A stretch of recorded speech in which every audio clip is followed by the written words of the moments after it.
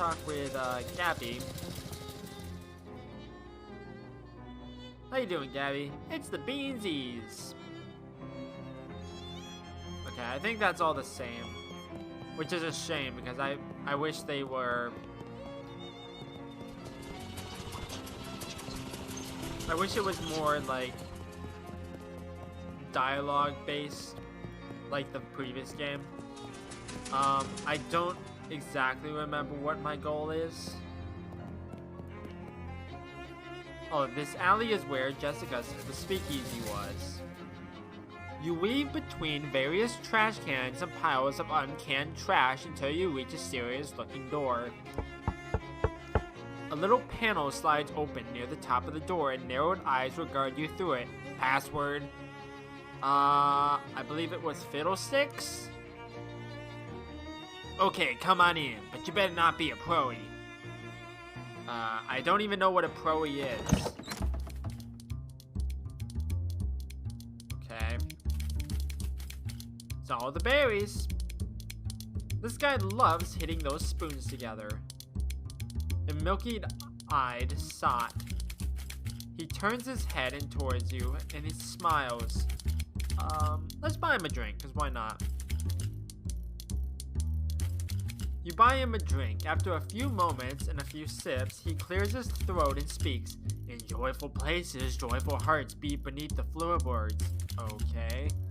I'll buy him another one just to see if there's anything new. They try, but they'll never dam up the flow. I see, I think. Okay, I'm not going to buy a ton of those. The spittoon has been placed at a really challenging height. Maybe you can ask the bartender about it some other time. Aw, man. That's a shame. The man behind the bar is shaking up a storm. He looks up as you approach, but doesn't stop shaking. Hello. He grins. Hello, baby, and welcome to Oliver's place. My name's Jamie. Whatever you say, baby. Are you Oliver? Oh, heck no. I'm Fancy Dan the Cocktail Man. Pleased to meet you, Dan. Hey, do you happen to know what time it is? Perhaps because you have a watch on you? Sorry, baby. The only one around here who carries a pocket watch is the owner, Oliver Gluck. And he left about an hour ago to pick up our latest shipment of hooch. From who? From whom, baby? Before I was Fancy Dan the Cocktail Man, I was Fancy Dan the English teacher. Sorry, from whom? From the mob guys we always get it from.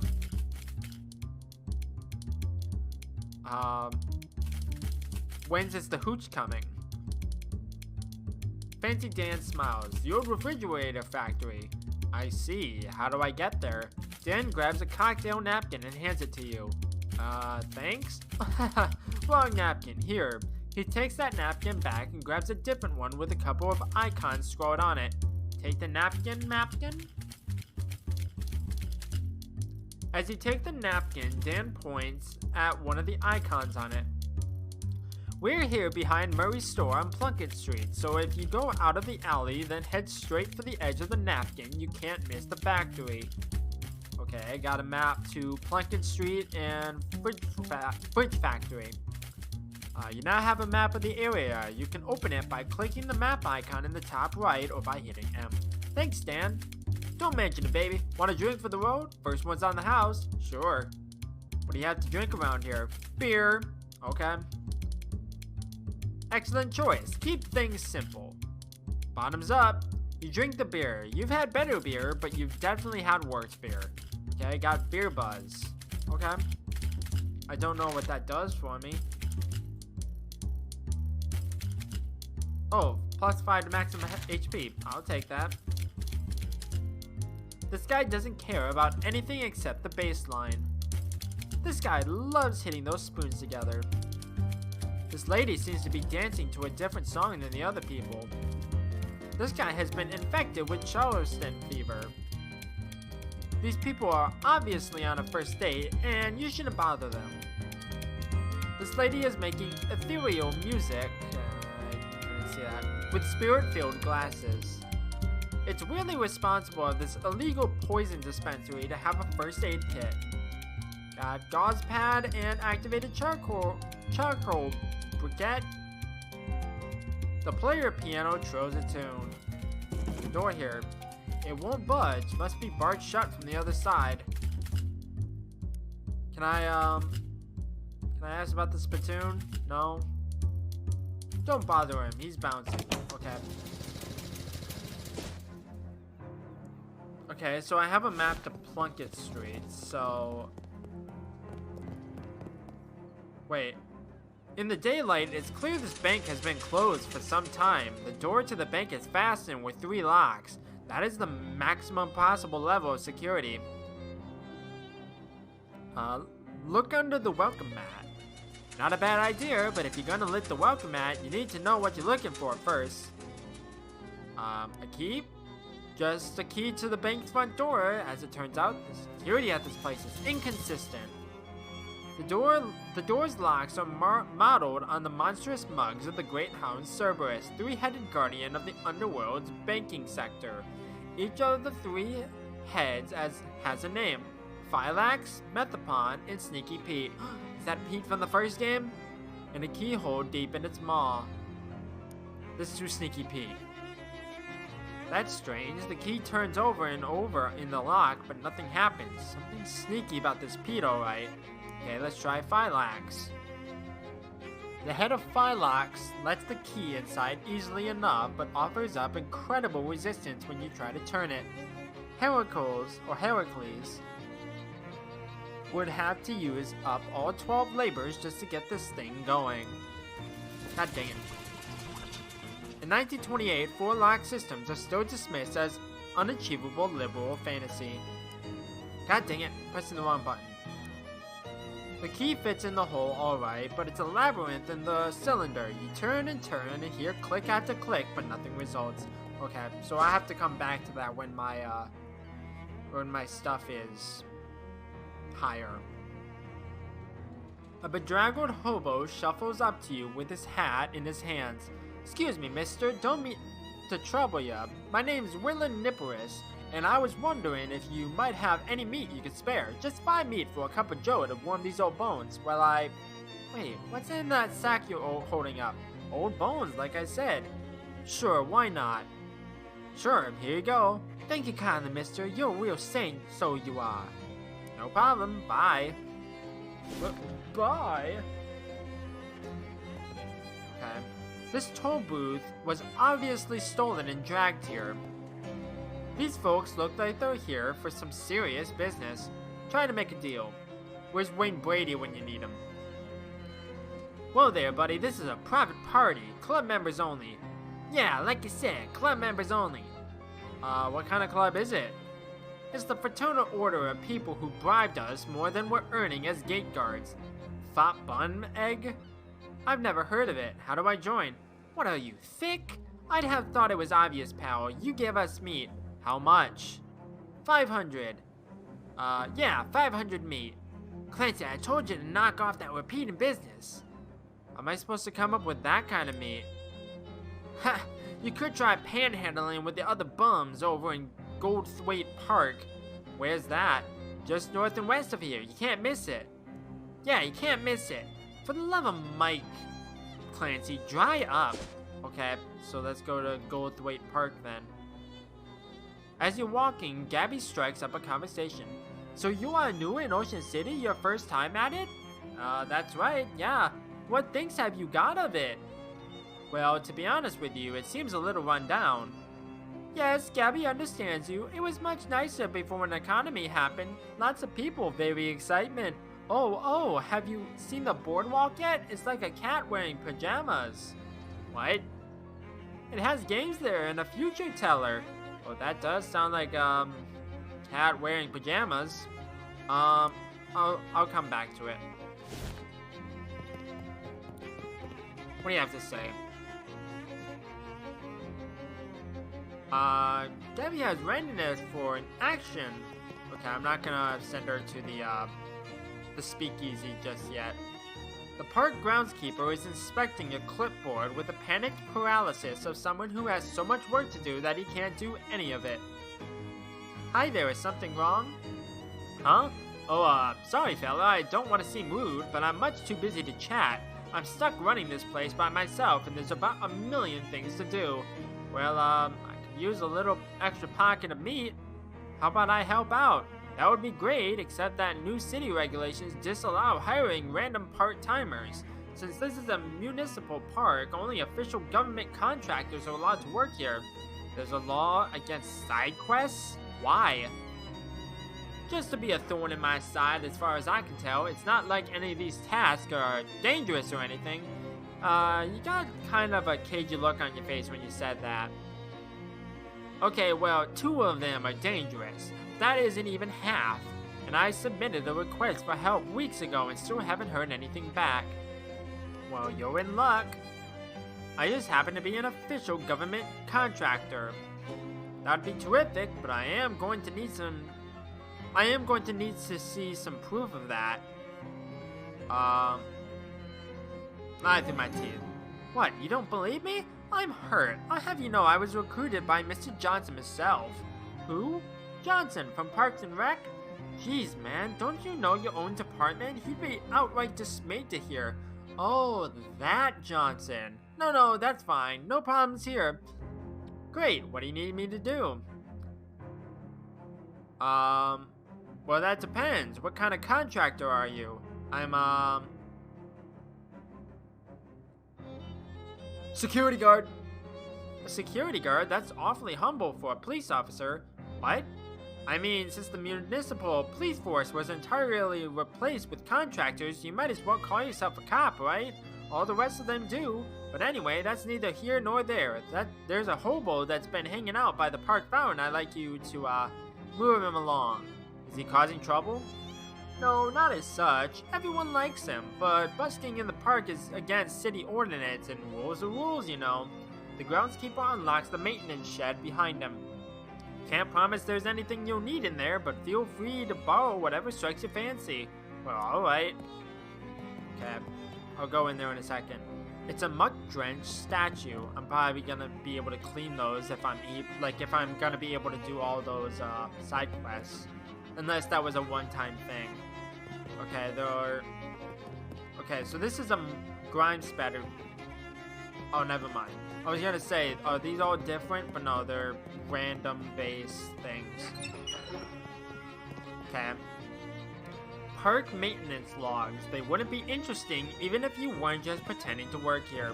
Okay? It's a shelf full of various herbicides and weed-killing chemicals. A shelf laden with miscellaneous junk. You scour the shelf for anything useful. Got junk mail and sharpening stone. A plate of homemade cookies. Oh boy, oh boy. It's a locker, but it's not locked. Ooh, a pair of spare overalls. You can tell they're spare because they say spare on the name tag. Okay, got maintenance overalls. +3 to maximum HP. Okay. Getting lots of HP, so that's good. Okay. The door to the botanical garden is locked. Probably they don't want any of the plants to escape. Nice. A sign about those pointy rocks. Presented to Goldthwaite Park, November 13th, 1922. Wow, that was like a week ago. Ish. By Margaret Symbol. Ocean City Comptroller. A few of my favorite pointy rocks. Huh, looks like part of the sign has been graffitied. It's mostly just trees out in that direction. Okay, never mind. I thought that was gonna be like a different location, but no. Okay, so let's go in.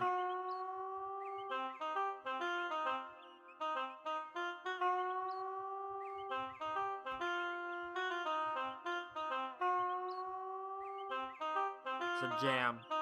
There's a little sign, not picture, that says, "Please don't throw meat in the fountain, it gets real gross." This hobo is really going to town on that oboe. Hey mister, can you spare a little meat? I'll give him 10 meat, cause why not? Sure, here you go. His eyes brighten. Thanks, and thanks again, my man. Hey, I need you to leave the park. You what? Yeah, sorry, but the caretaker says you gotta go. There's a city ordinance against busking here, he says. Funny how that only starts getting enforced after I stop giving that bozo a cut. Course, you and I both know only the police can actually run me out of here, and you ain't no flatfoot. This is true. I can make it worth your while. Oh, shucks, friend. I suppose I owe you a favor anyhow, so don't worry about it. I can find somewhere else to honk this horn. Great, thanks. Problem solved. What? To make it worth your while? Was that the hobo from the first area? I don't remember. The maintenance hatch is locked. It says no fishing since there's no water in the fountain. You assume it means no fishing for compliments. Good advice. Okay. Door to this building is locked. There's a bench here so people can sit and stare at that rock over there. That is a nice rock. You found it. The world's least remarkable rock. Oh, okay.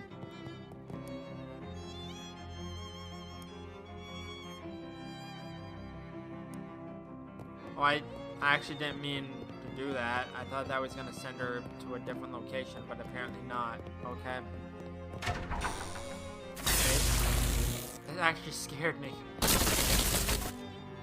The exhibit would be more educational if any of the gizmos were labeled. No thanks, that sounds dangerous. Complimentary dihydrogen monoxide. Discover your new favorite rock. These rocks are just as boring as all the other rocks you've ever seen. Explore the wondrous world of alchemy. You don't have any ingredients for mixing potions, okay? You don't trust that pendulum enough to get any closer to it. Ow. That hurt. There's nothing beyond the reach of science, and there's also nothing beyond the edge of the science center. Okay. Well, I did your thing for you. I got the hobo to leave. Did you beat him up? What? No. Are you sure you're a cop? Just kidding. Here's your official city payment. Thanks. Anything else you need done? Well, that depends. What kind of contractor are you? I'm, a landscaper? Perfect. Our carnivorous plant exhibition in the botanical gardens has got out of control. Huh. When you say out of control, as in this is less a job for pruning shears and more of a baseball bat with nails in it. Well, I'll get right on that. Okay. The caretaker unlocked the door for you. You enter the botanical garden to find it overrun by dangerous-looking weeds.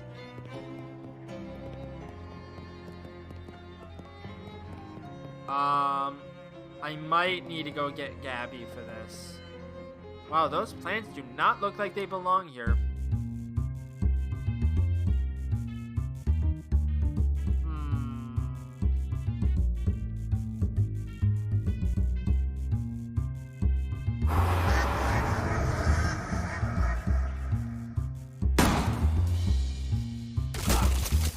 Yeah, I might need to go get Gabby.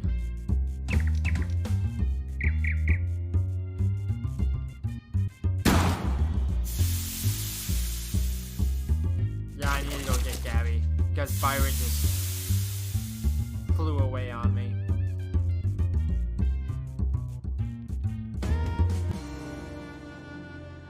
You were felled by the foliage.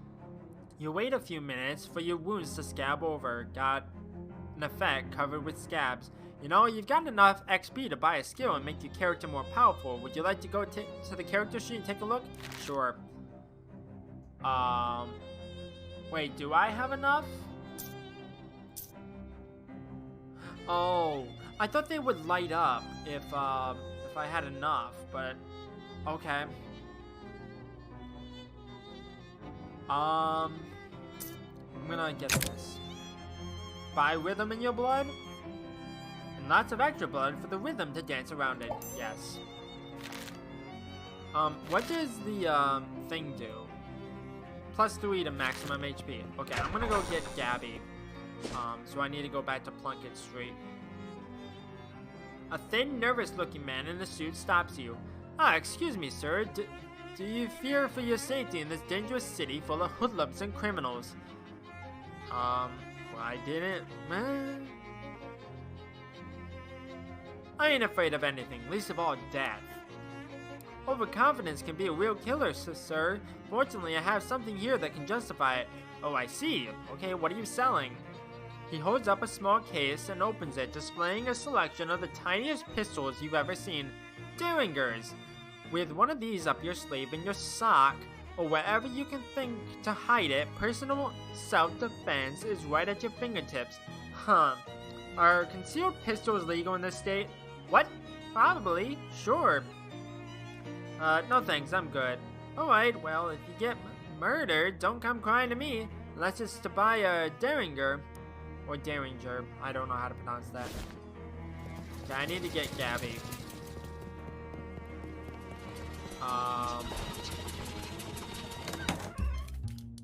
Depending on where... There you are. Gabby is dancing up a storm. Having a good time? Oh yeah, so many rugs I have cut up. Wanna come up with me for a bit? Okay, I will meet you at the door. Okay. In an alley just off the street you're following, you see a bunch of worms burrowing around in a pile of garbage. Instead of being repulsed by this like a normal person would be, you are excited because you recognize the worms as Annalita Godicus, the Western Jungle filth worm. You think back on your lab training. You're pretty sure you remember how to get them to extrude some nasty and valuable goo. Milk those worms. Sweet, sweet nectar. I don't want to know what that is. I bet if I had the rock, like, profession type thing, I would be able to take this rock right here. But since I don't think I can.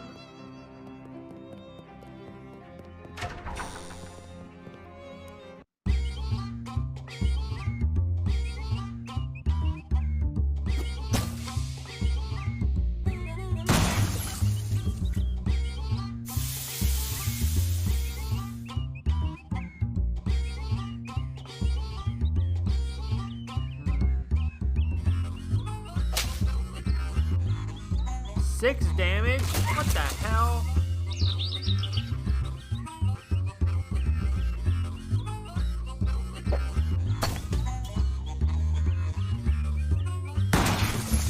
Okay, now that I have Gabby, it's actually a lot easier.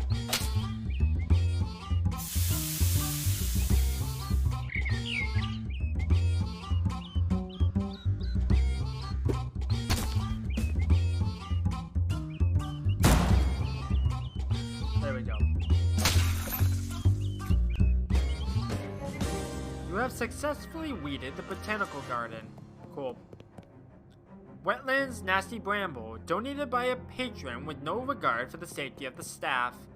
Joshua Tree, named for its discoverer, David E. Tree. Okay. Eyegrass, caution, avoid prolonged eye contact. No eye contact. Prolonged eye contact. Highland Bonebush, we are beginning to believe that this specimen was donated as a joke.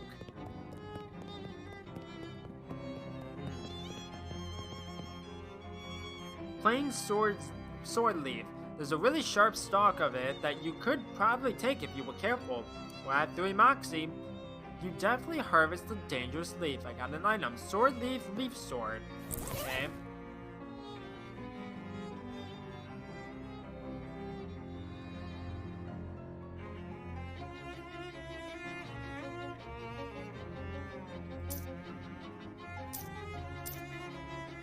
I don't know if that causes bleeding to me or if it causes bleeding to the enemy. It's not very clear. An extremely relaxed teen mans the tea counter. Okay, what does this do? Oh, they're just potion type things? Okay. It's a control system for the Botanical Garden's extremely complicated watering system. Northern beer barrel cactus. Note, beer removed due to prohibition. Aww. Northern palm tree, do not punch. Don't tell me what to do. Ouch. Aww. Okay, well that's done. Tap. I dealt with your botanical uprising. Well, good. Here's your official city payment. Thanks. An exterminator. Oh, great. We got some real trouble at our Lepidopterium. Your butterfly zoo. A bunch of horrible monsters got in, and I'm afraid they're going to hurt the butterflies. Some of them are rare and expensive. Can you describe these monsters? Nope, I very deliberately did not get a close look at them. It sounds awful, but alright. I don't know if I'm gonna get enough meat for this. It's the butterfly zoo. I don't like this. I didn't mean to do that. This giant cricket is messing with the water in the bird bath. Ah, okay. So this is actually a really good weapon. Thank you.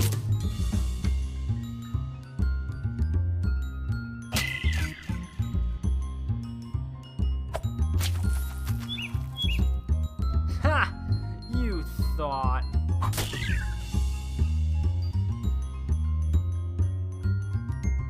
That was easy. You won. You have successfully exterminated 40% of the giant crickets. Cool. A bench for sitting on while bugs land on you. Is it still a bird bath if it's for butterflies? Fish it in. A fish in it, probably. That's probably what it said. You're going to avoid careful consideration of this object. I got nasty goo. Okay.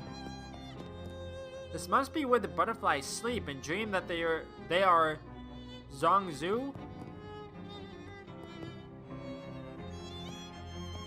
Wait. These two giant crickets seem to be having a silent conversation. Ow. Okay.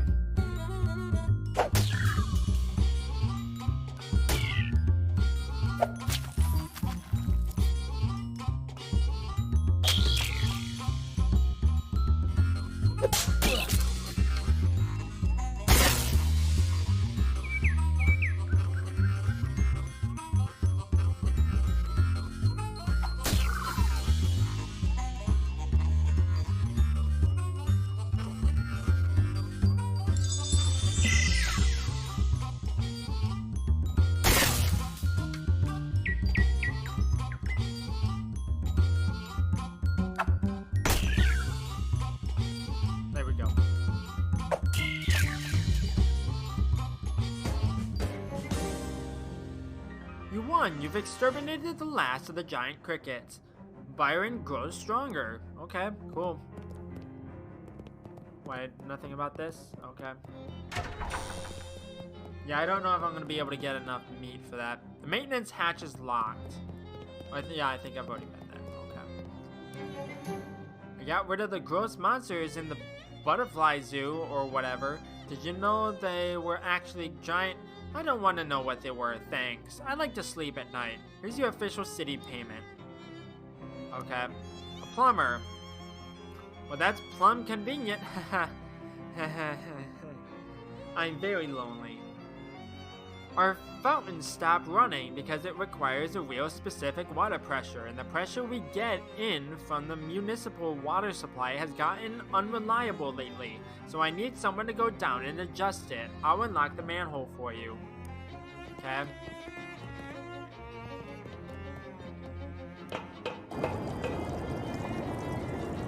The gauge reads 57 gallons per minute. Wait, what does this want me to do? The note says stop messing with these switches. The fountain does not work unless the pressure is exactly 40 gallons per minute. Okay, so that went from 50 to 57 to 7. So this one's 50. This one's 30.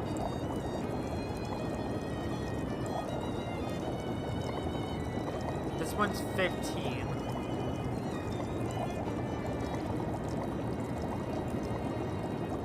That one's 7.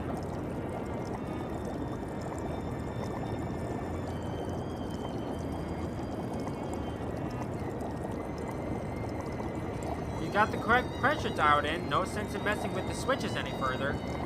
Okay, that was rather simple. I fixed your fountain. It's running nice and smooth now. A statue polisher? Oh, thank God. I sure wasn't looking forward to doing that job. I think the birds must be eating leftovers from the old Snacko Cake factory. It's horrible. Here's a rag. Okay. Oh, is it these statues? Oh, I need stench armor? Okay. No,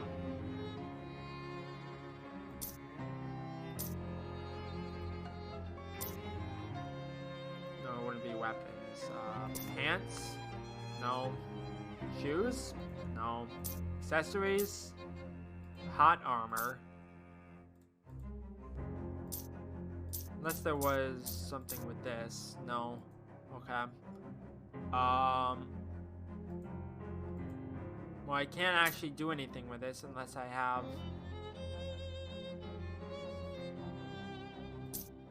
something that gives me that, but I don't think I do.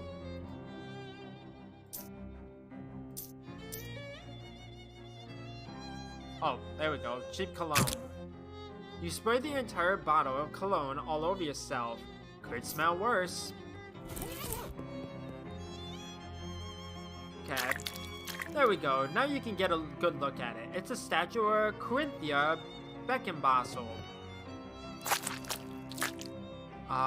It's a statue of a Cola Wars soldier. Another Cola Wars soldier. There we go. It's a statue of Daniel Ocean. It's a granite sculpture of an owl skeleton. Oh, there's descriptions or like inscriptions, whatever. Daniel Ocean founded Ocean City in 1770 and on his deathbed in 1804 requested that visitors to this monument only view the statue from the left, as he felt that that was his better side. The soldier of a new generation. Here's to all those brave boys in blue who took the ultimate challenge, dedicated in 1919 by the Ocean City VCW. The statue, hand-chiseled from photo reference and enchanted to drive away mice, was gifted to Ocean City in 1902 by Hobart Bubbard. War always doesn't change. May the forces of the Red continue to dominate and refresh forevermore. Okay, dedicated in 1919 by the National Cola Association. Corinthia Beckenbach, mayor of Ocean City 1805 to 1823, is credited with putting Ocean City on the map by suggesting maybe we should build a dock or something so boats can park there. I got those nasty statues clean, thanks for that amazing opportunity. No need to thank me, I was happy to provide an opportunity to a working stiff. Here's your official city payment. Thanks. The groundskeeper smiles at you.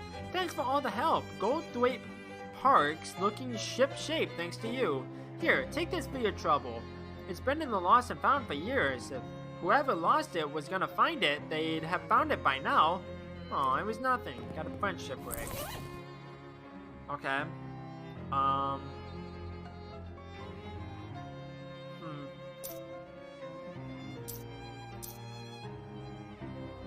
Okay, so I'm still 35 meat short.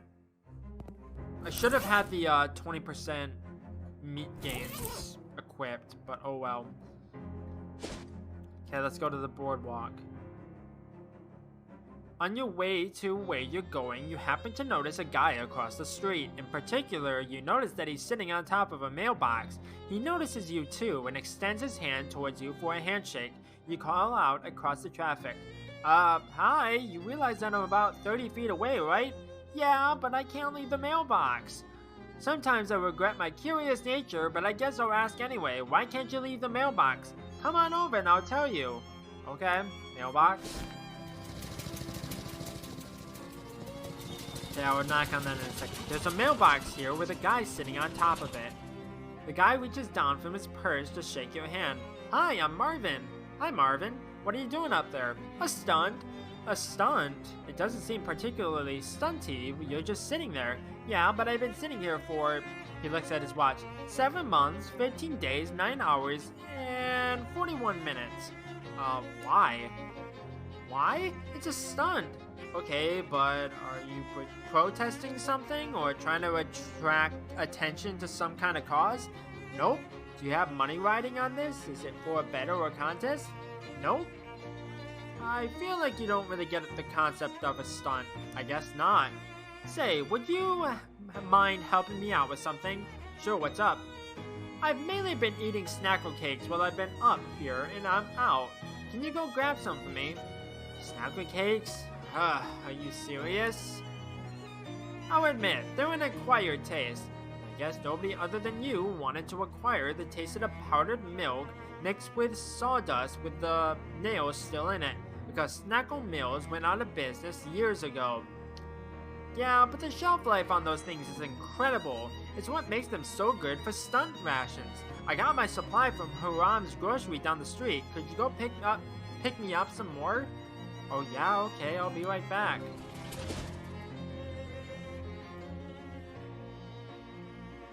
You spy a nest of pomade wasps underneath the awning of an abandoned storefront. Vespula capillifluidus, you exclaim to nobody in particular. You remember learning about these things in college and how the nests are a good source of hair gel if you ever find yourself lost in the woods without enough hair gel to last until you're rescued.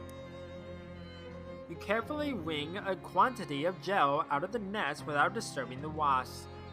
Cool. I don't know what that's going to be used for, but okay. A bored-looking hobo lounges against the wall of the decrepit building. Hi there. Hey, hi. Samuel? I'm looking for Ram's grocery. Is this it? Oh, went out of business. When? Couple. Have you been standing here that whole time? So what are you doing here? Just waiting for... Waiting for what? Some work. You're looking for work? Yeah, just for tonight. I don't think you're going to find any work here. Considering that this store is pretty thoroughly closed, I don't think you're going to find any work. Figure nothing. Storm. Doesn't look to me like another store is gonna open anytime soon. I'll give him some meat, because why not? Yeah, maybe you can take a cab to a different store or something. Well, thank you, kind. He tips his hand to you and whistles for a passing cab. Good luck. A filthy trash can, dig through it? Your efforts are rewarded with one shoe. Is there a second one? There isn't a second one. God. Okay.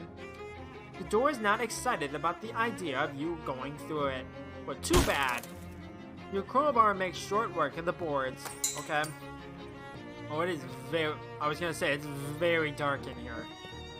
The shelf is littered with various pieces of trash. You find a mercifully unopened tube of lip balm. You've already found the single treasure in all this trash.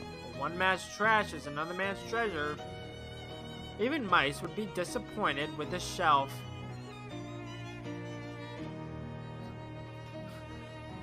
Hello, how are you today?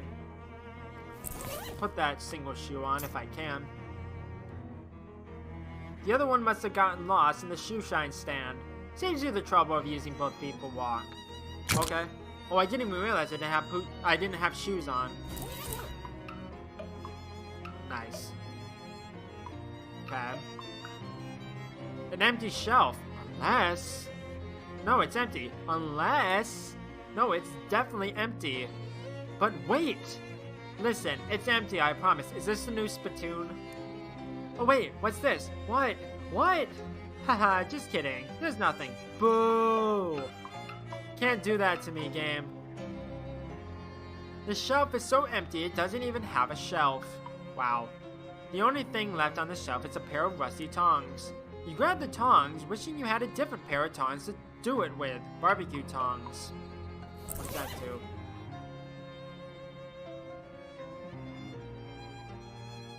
Gotcha. Equally symbolic of idyllic summer relaxation of flesh-searing carnage. Is this a weapon? Yes, it is. I don't think that's better. The counter is dusty and long abandoned. The register is empty unless you know someone who accepts mouse droppings as currency.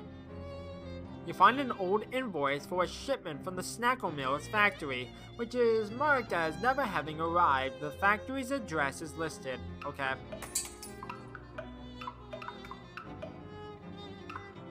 Leave this run-of-the-mill runty rundown store where you run afoul of renegades, giving you the runaround and also run-on sentences. Run away. Okay, go to Snackle Mills. You encounter a hobo who is sauntering down the sidewalk with a bindle over his shoulder, whistling a jaunty tune. Oh, hey there, fella. Aren't you Jamie? I'm Elizabeth Washington. Hi, how'd you know my name? Oh, we hobos are a tight-knit little community. When someone's been helping us out, word gets around. Well, that's nice. A little creepy, but nice on balance. Why don't you come visit our camp? We'd be glad to have you. Where is it? Well, you just head down 12th Street till you see the lot where the old hardware store used to be. And then you take a... You know what? This will be simpler if I just mark it on your map for you. Yes, please. He takes out a pencil stub and marks a cluster of little boxes on your map. Come by any old time. Sure. Okay. Ocean City Hobo Camp. Binamadoo. I'll go back that way when I have whatever I need here. This truck is laden with crates of Snackle cakes, the worst snack food ever developed. Okay, I got a case of those. This must be the front door to the factory. Wait, is this the front of the factory or the back? The door doesn't appear to be locked, but it sure doesn't open. On closer inspection, it seems to be rusted shut. Okay, so I need one more muscle so I can do this. Force it open. It looks like the abandoned factory has been occupied by one of Ocean City's various gangs of street hoodlums named the Doughboys. They're hanging out here in their leather jackets and white aprons, bragging about their sourdough starters, using rude words like focaccia and son of a... I don't remember how to pronounce it. Brioche? Or they were until you made that huge racket getting in here. Now they're staring knives at you and also pointing knives at you. And they're bread knives, which are serrated, so you really don't want to get stabbed with one. Whoops. I bet if I found another entrance, I probably could have gotten in here sneakily, but oh well. It's an arcane oven. What do you want to make? You have the following crafting ingredients. That seems like a good item. You wring the groats out with some cheesecloth until just the most solid parts of it are left. I got false cheese. I don't like that. The shelf contains a lot of chemicals that don't seem like they should be in food. You pour all the chemicals into one jar, shake it up, and pocket it. I got miscellaneous chemicals. The shelf is laden with bags of expired flour.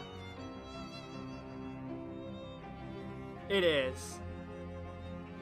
You painstakingly collect the least stale grains of flour from each bag and make one bag of good flour.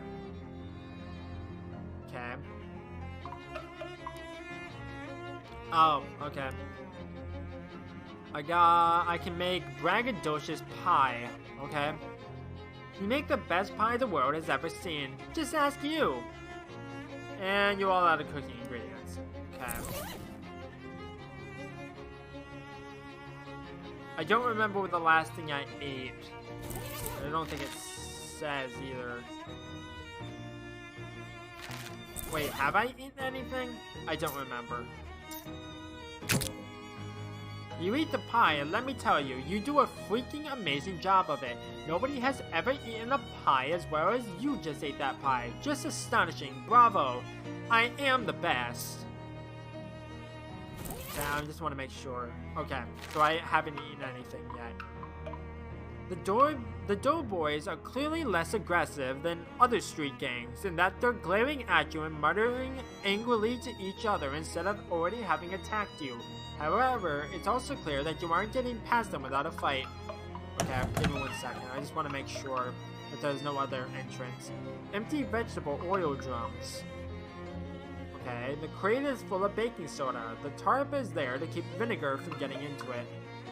Some kind of weird knobbly rock. The loading dock door is slightly ajar. Oh, god dang it. A huge mound of loose sugar. They really bet everything on those terrible snackle cakes. Okay, so I have to fight them. Ow. Okay.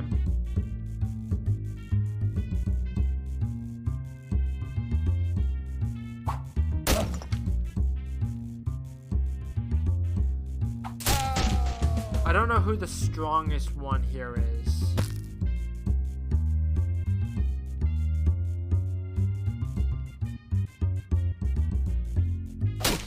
That doesn't seem good. Nothing to do.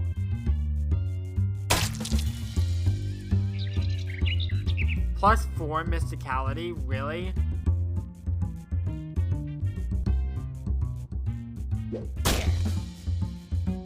Same. I haven't finished it on Switch yet.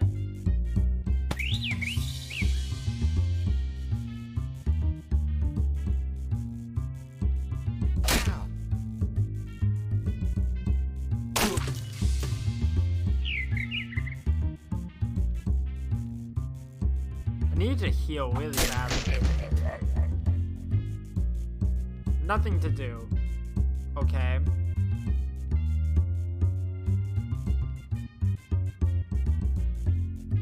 Gotcha. Oh, that heals everyone. Okay.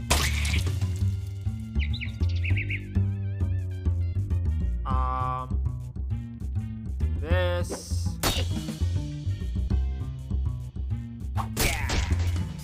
Run away, little dough dude.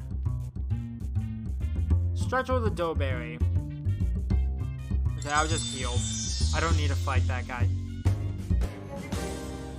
You won. They should call you too much soup because you just spoiled those cooks. Okay, I got clammy dough globs and doughboy loaf. Wait, what? This must be the boss's office. It's the only office. Hey, shouts one of the remaining doughboys. Get away from that door, you muffin forker. Oh, okay.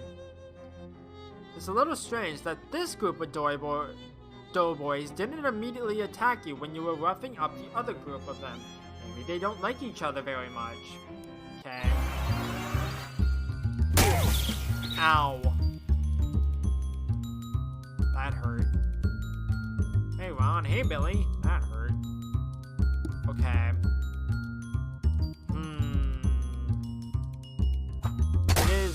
It is a good track.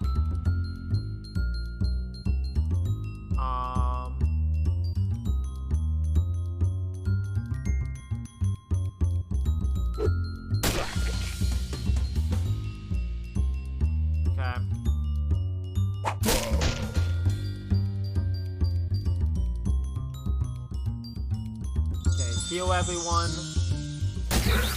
Ow. Ow. There goes Byron. Oh no.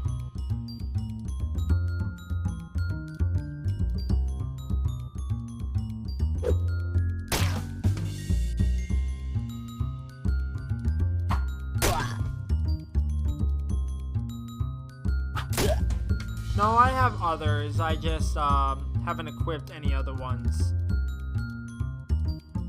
I think I have the turtle. Yeah, his Harold the Turtle.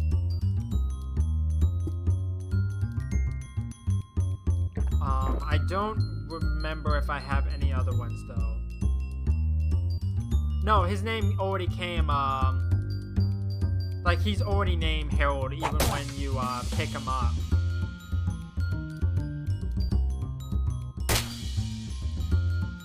It's like I wish I could have named him something else, but I couldn't, so even if I wanted to.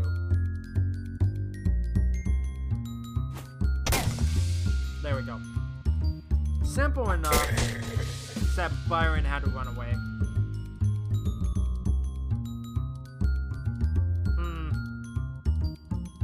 Okay, I'll see if I can do anything with that. You left those door boys in the dust. I cannot speak. I think it's flour. Is there any other ones? Okay, let's go in here. This must be the boss's office. It's the only office. The leader of the doughboys, identifiable by the fact that he has a greasier hat and more rivets on his jacket than the other doughboys, if not by the fact that he's in the manager's office. Doesn't notice you when you enter. He appears to be focused on several large piles of wet bread dough lying on the ground around him.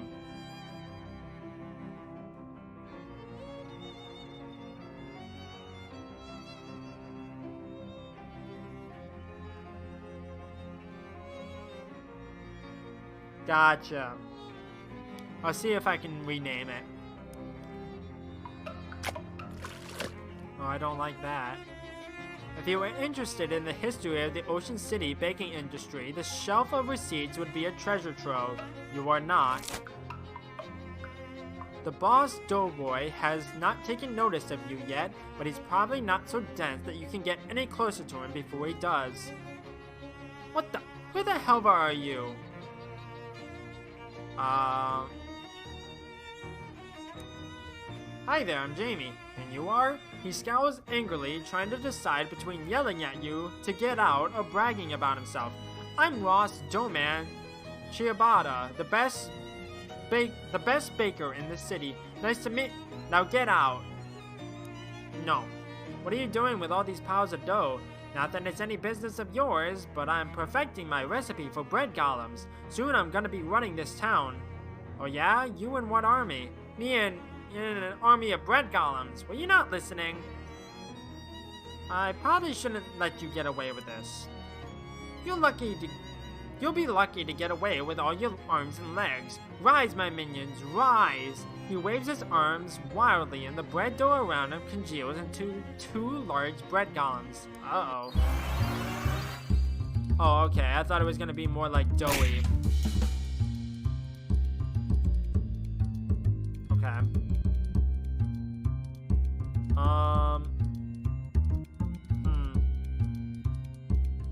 I probably should kill him first. Or kill, quote unquote.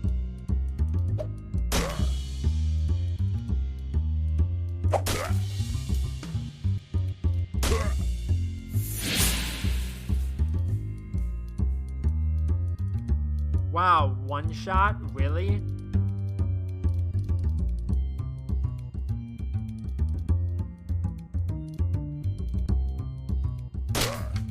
That was probably a mistake, but oh well.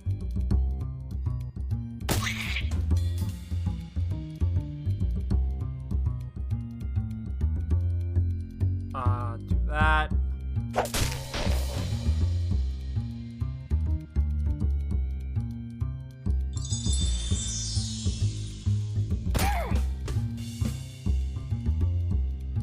And Gabby's dead. Oh no.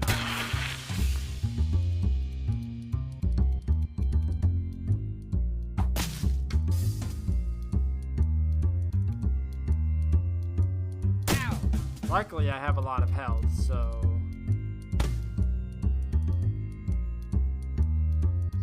There's no way I can lose here because they have exactly 7 health. You won. Looks like those golems were only half-baked. Okay, I got his pants, mana enriched flower, and Byron leveled up. Okay, excellent. I was pressing the wrong button. Okay, the boss's desk. Rifle through it, obviously. You pilfer everything of value from the dough man's desk. I got dough baby recipe. Okay, see if I can make anything else. You don't have any materials for cooking food. Oh, okay.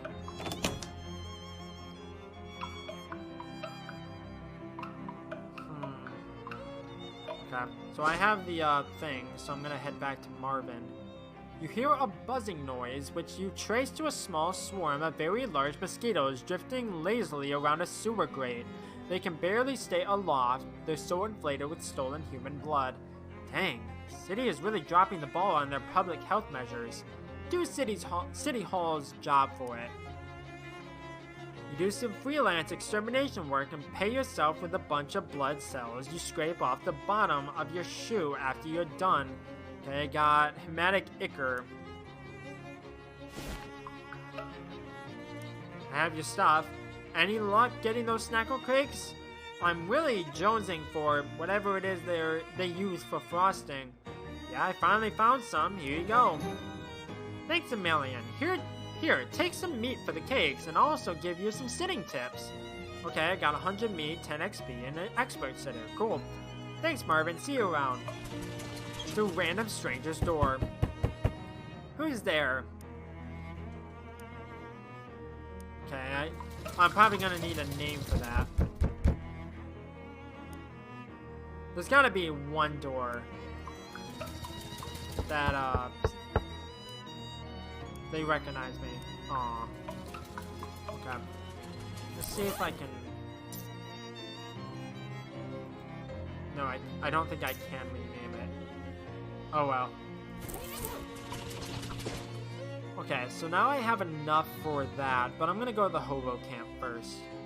You hear the ringing of cathedral bells and turn to see their source. Unsurprisingly, it is a cathedral, unless you're just naturally surprised by cathedrals. They're so big and pointy and could be hiding around any corner. Yeah. I don't know if that would be a good option because some people don't like being able to they don't like hearing jokes when they don't know the people. That's just me personally though. I didn't mean to do that. That made no sense to me. Now that I think about it. That's true. Like, I expect logic in all my video games, obviously. It's a vicar who seems agitated about something. Hello there. Oh no, what am I going to do? I was gonna ask if everything's okay, but plainly not. Oh, I'm sorry, I didn't see you there. Services are canceled for the moment. Oh no, do you need any help? One of the urns has been stolen from our catacombs. Stolen! This tiny cathedral has a catacombs? Well, it sounds nicer than basement. Are they particularly important ashes? Oh my goodness, we wouldn't keep the relics of a saint in a little cathedral like this. Our urns are just the ashes of former vicars and community leaders and so on, but they're all important in their own way, and the bishop is due to arrive for an inspection soon. Funny how bishops always seem to be just about to arrive for an inspection somewhere. Is that a callback to the first game? Where it's like that one saint was like, oh no, the saints came back up from the catacombs and took their relics back. Where the cardinal was coming. What? I'll look into it for you. Oh, thank you so much. Here, I'll unlock the door so you can have a look. Mind your step on the way down, please. Those stairs are old and steep, okay? Please don't disturb the altar. Okay, I just want to look around. The vicar has unlocked the door for you. Well, the padlock is still on there, so that doesn't really look unlocked to me.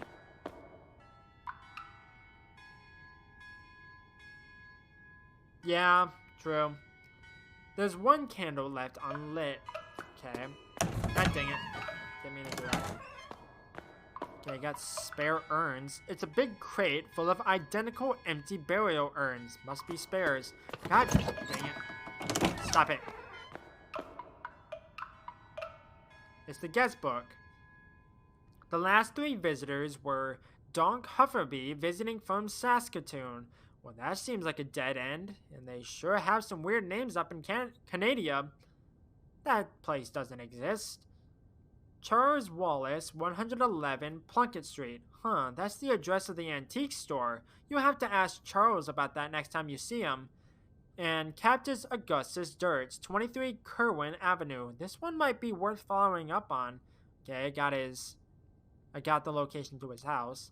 You sign your name and address after all the others. Nice. It's a very old manhole cover. There's a patch of tomb moss growing on the wall here. Okay. So I got expert sitter, got +1 moxie. Cool. I'll go to Plunkett Street just because it's right here. A fast-talking salesman approaches you and starts his pitch before you can cross the street to avoid him. Say there, would you like to purchase a set of encyclopedias? No. I thought you might say that. Understandable. But what if I told you that this was no ordinary encyclopedia?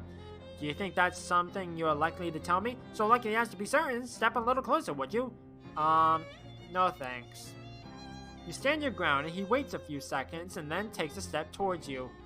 He opens his trench coat to reveal a set of dog-eared paperback books. This is no collection of boring facts. This is an encyclopedia of blue humor, a multi-volume collection of the lewd and lascivious, a trove of truly tasteless treasure. It's a set of books of dirty jokes, precisely, and it's yours for the obscenely low price of 200 meat. Surely shocking jokes, complete set. This item will grant an upgradable sleaze armor perk. Maybe I can tell this to the people on the street. The man takes your meat and winks at you as he stuffs it in his pocket. Enjoy! Okay, I got that. A set of dog-eared paperbacks filled with offensive jokes. Somebody must have carefully assembled this set out of individual volumes found in filthy public bathrooms. Grants an upgradable skill. Heard 'em all! He continues to stand there. Aren't we done here? What are you waiting for? I want to watch you read it. Bye. Okay, so let's go in here. Talk with Mr. Wallace. Anything I can help you with? Charles seems preoccupied. He keeps checking his pockets and the drawers of his desk. I won't ask him about it just yet. Lose something? Yeah, I seem to have misplaced the chuck key to my drill. What's a chuck key, Charles? It's a little twisty thing for tightening the chuck on a drill. Any idea where you lost it? It can't have gotten too far. The cord on this thing got stuck in the outlet, and it's not long enough for me to drill anything that isn't in this neighborhood. I could help you look for it. Oh yeah, that'd be great. Like I said, it's gotta be nearby. Just wander about, and I'm sure it'll turn out. Okay, so I have to wander about. Okay. A well-dressed man flags you down. Excuse me there, my good chap. Might you have a match on your person? I'm afraid not. Well, that just won't do. What if you should have cause to set something alight in the future? Here, take one of mine. The man tips his hat to you and scurries off before you can thank him. What a strange exchange. You see a glint of metal underneath a nearby bush. Hey, this must be that thing Charles Wallace lost. I bet he is a very nice fellow. It's too bad I'm never gonna see him again, probably. Any luck finding my chuck key? Yep, found it. You hand Charles the key. That's it, thank you. Where'd you find it? Under a bush. Oh yeah, probably that bush I was drilling holes in the other day. Well now, what can I do you for? I saw your name in the visitor's book at St. Polycarp's. Oh sure, I do a little whittling to pass the time now and again, and sometimes I go to St. Polycarp's to look at the gargoyles. Here, have one. He opens his desk drawer and tosses you a little wooden gargoyle on a leather cord. Oh neat, thanks. Let me ask you something. Okay, nothing. Okay. Okay, let's go back up to the hobo camp. You find your path unexpectedly blocked by a huge pile of junk, a broken down car, a busted lamppost, a couch with springs poking out of it, and a wide variety of other assorted trash. Geez, what happened here? Oh, Gabby has a memory of it. There was an accident a coupling of weeks ago. That car had a tire break and smashed on the lamppost. That explains the car and lamppost, but why are they still here? And what's with all this other junk? City trash takeawayers are all contractors now, and who wanted to pay for it? Nobody. So the car waits there, and people put junk there because that's a place where junk is. Huh, well I guess we go around it. No, not in the street. That's dangerous. Look at that lamppost for what a car can do. Well sure, but the traffic isn't bad right now, and... Here, it's not any problem. Gabby starts picking up junk and stacking it out of the way, clearing a path through the middle of the pile. Thanks, Gabby, but that's not really... Heave-ha! With a mighty shove, Gabby knocks the wrecked car over on its side and wrestles it into a parking spot. Wow. Haha, Gabby sure showed that car where a car goes. Woo! Okay, her muscle increases by 1. Okay. Yeah, if this antiques thing doesn't work out, you can get a job threatening to park people's cars for them.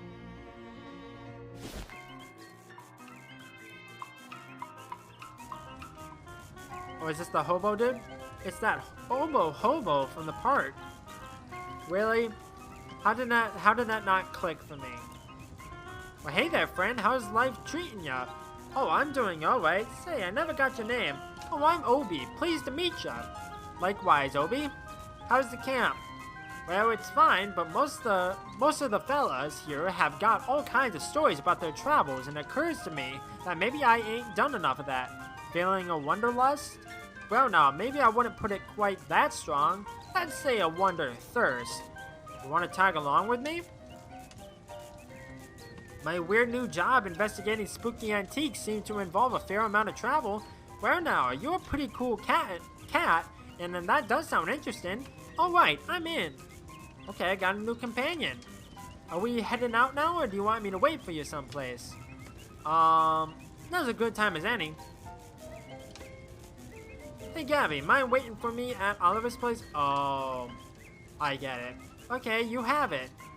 Alright, let's hit it. I get it. Okay, that makes sense. Probably shouldn't mess around here. You probably wake people up. Okay, so I can't do anything with that right now.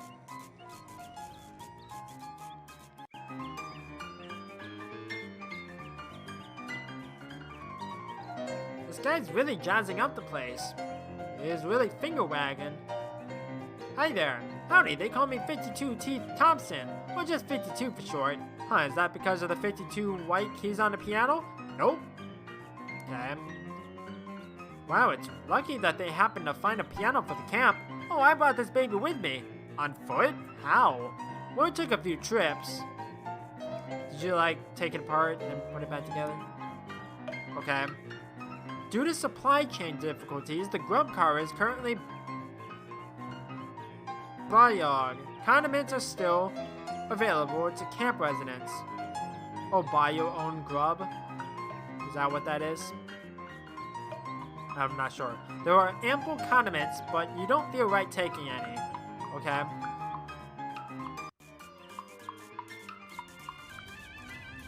The hobo you met at the abandoned grocery store is slouching around and generally staring off into space.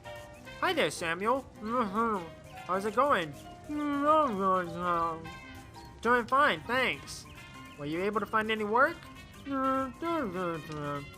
That's a shame. Right, yeah, don't let it get you down. How's the camp treating you?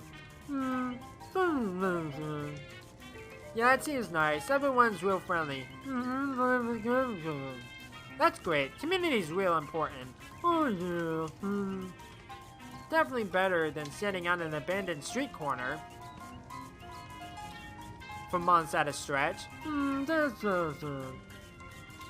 don't suppose there's any chance of a punchline where you suddenly say something really elaborate and completely understandable, is there?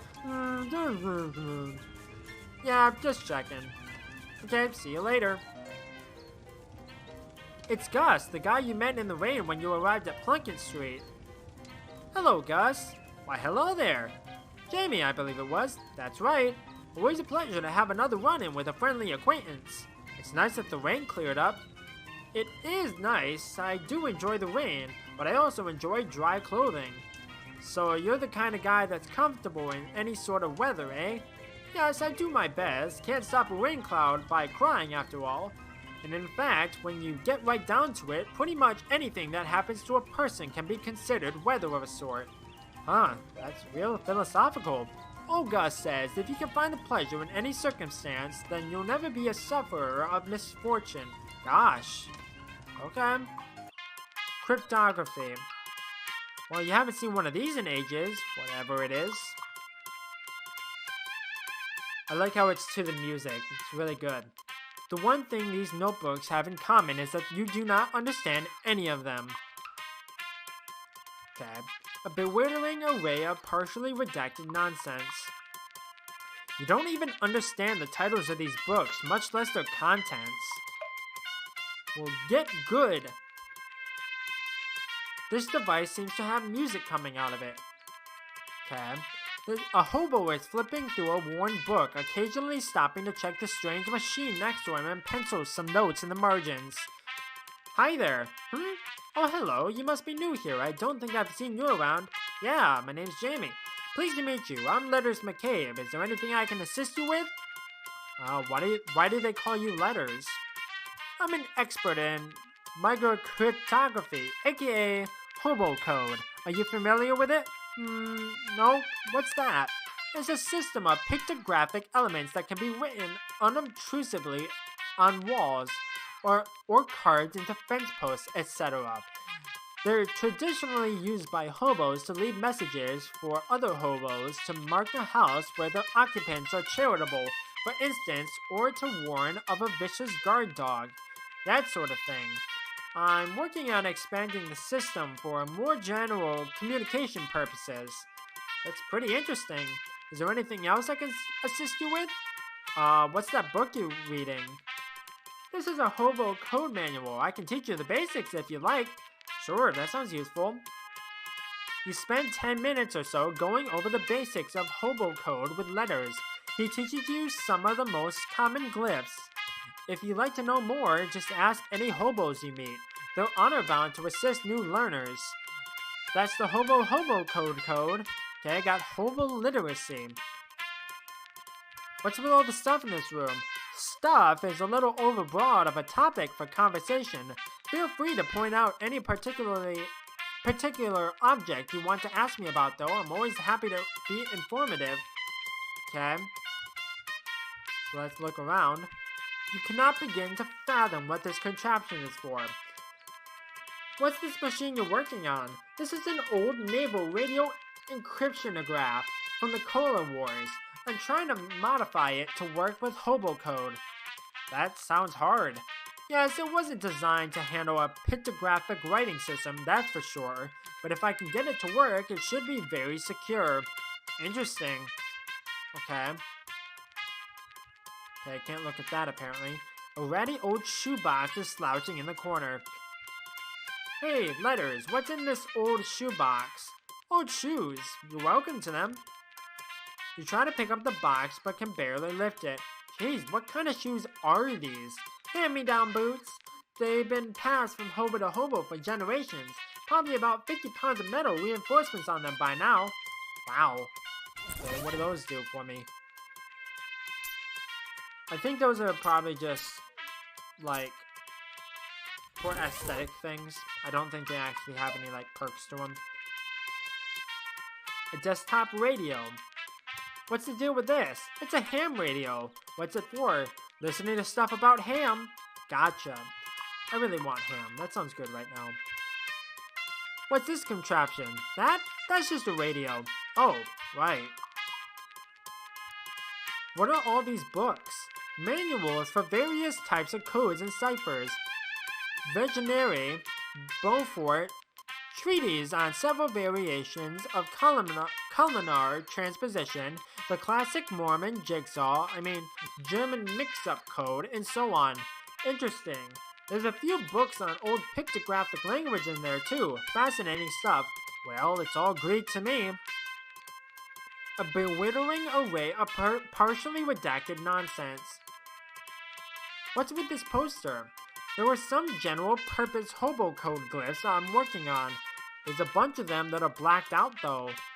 Yes, well, they're still experimental, so I decided it would be wisest to take some precautions. Huh. Wow, I can only look at that one, but not those. Are they the same thing? They might be the same thing. You got a lot of notebooks here. Yes, all my notes on the hobo code, more notes on codes and languages in general, as well as my studies on radio telemetry, telegraphy, and telephony. I think my aunt's recipe book is in there somewhere too. Did you write all these in code? I can't make out a single word. No, that's just my handwriting. I see. What's this thing? That's a teletype machine that we salvaged when they shut down one of the local post office branches for cutbacks. We patched into the local telegraph network so we can communicate with some of the other hobo communities. This is some heavy-duty equipment. Between this and the naval cipher thing, this is some heavy-duty equipment you got here. Yes, well, I'm not at liberty to discuss it in detail, you understand, but secure lines of communication are going to be quite important if Johnny's plans are going to come to fruition. Well, now I'm intrigued. Sorry, you have to talk to him about it yourself. Okay, then.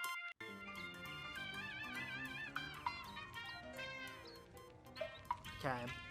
This is a hobo lady that you haven't met yet. Hello there. Well, hello there, dearie. I don't believe we've been introduced. I'm Veronica. Hi, can I offer you a cup of tea? It's homegrown, so to speak. You found tea leaves around here? Just about any leaves can be tea leaves with the right attitude. I'm fine, thank you, though. I like your hat. Why, thank you. I grew it myself. The flowers? The whole thing. I'm trying to grow some socks as well, but they're much trickier. I can imagine. Can you teach me any hobo code? Certainly, dear. In fact, I think I still have my notes from when I was learning it myself. She rifles through her handbag for a moment and hands you an old sheet of notebook paper with some squiggly glyphs written on it. Okay, hobo code knowledge increase. Thanks. Okay, cool. This is as cozy and inviting as it's possible for a barrel of burning garbage to be. Ah, that's nice. Ooh, warm hands. This hobo is wearing a handmade tinfoil crown. Is it a turnip crown? Hello there, you must be the Hobo King. The crown gave it away, I presume. Yep. Well, you are absolutely correct. I am the Hobo King. Though, to foster a more familiar air, I permit my subjects to call me Johnny. Nice to meet you, Johnny. I'm Jamie. What can I do for you? I've got a question. Where are you from? Hoboken. Of course you are. Letter said you're working on some kind of secret plan? Oh, did he? He wouldn't say what it was, though. Certainly not. That information is mine alone to divulge. So, will you divulge? You are practically a stranger here. I apologize, but I cannot jeopardize operational security. Shucks. Can you teach me some hobo code? Yes. According to the hobo code, I am, of course, obliged to assist, but first let me test you. Convince me of your worthiness, and I will grant you a boon. I'll get back to you on that. Okay. Hey, don't touch that telephone. Royal use only. This phone isn't actually connected to anything. Don't let it hear you say that. Okay. How you holding up, Obi? I got no beef. Anything eating you? Do you spend a lot of time in Ocean City? It's a major rail hub, so yeah, I find myself back here on the regular. Been all up and down this coast a bunch of times though, and as far north as the Windy City. Only that far? Why not all the way to Frisco? Hey, Frisco. That means we're south of Frisco. It's a long trip, and I'm not much excited about crossing the desert. Seems like a real hassle, but I'll get to it one of these days once I figure I've seen everything there is to see on this end of the country. Say Obi, do you know anything about hobo code? Sure, bud, I know a glyph or two. He pulls a scrap of paper out of his oboe case and shows you a few symbols you hadn't seen before. Swell, thanks. Okay. Ah, you're a student of letters, and of letters. I'll be glad to help. He searches his pockets of a dry piece of paper, but can't find any, so he scratches some glyphs into the dirt with a stick. It's nice that the rain cleared up. Okay, same thing.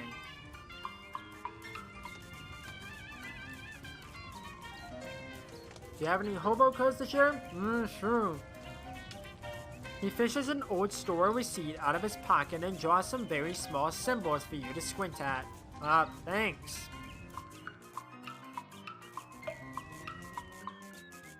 This guy is in a state of washboard-induced ecstasy. How did I miss this guy? Wow, you're really going to town on that washboard. Yup, I love the fast staccato rhythm it makes. It is pretty good. I bet someday there'll be fancy electrical machines that do it really good. Till then, though, folks call me Washi, by the way. Hi, Washi. Do you know any hobo code that you can teach me? Sure, I know the word washboard, and some words that kind of describe the sounds a washboard makes, but they aren't real useful as actual words. He teaches them to you anyway. Thanks. Yeah, I can't ask him anything else right now. Okay. So I've talked to basically everyone I could here, I think. Oh, this guy too. Do you know any hobo code? Sure thing. This one here means arpeggio. These two pointy ones are crescendo and decrescendo. This one here is a treble clef. Thanks. Okay. So I think I've learned as much stuff as I possibly can here.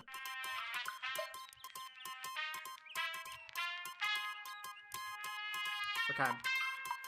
I think that's everything here, so I'm gonna go to here. You stop dead in your tracks when you see three of those weird fishmen looking in the mouth of an alley up ahead. They're peering around with their glistening, staring eyes and glurbing at each other quietly, until one of them notices you.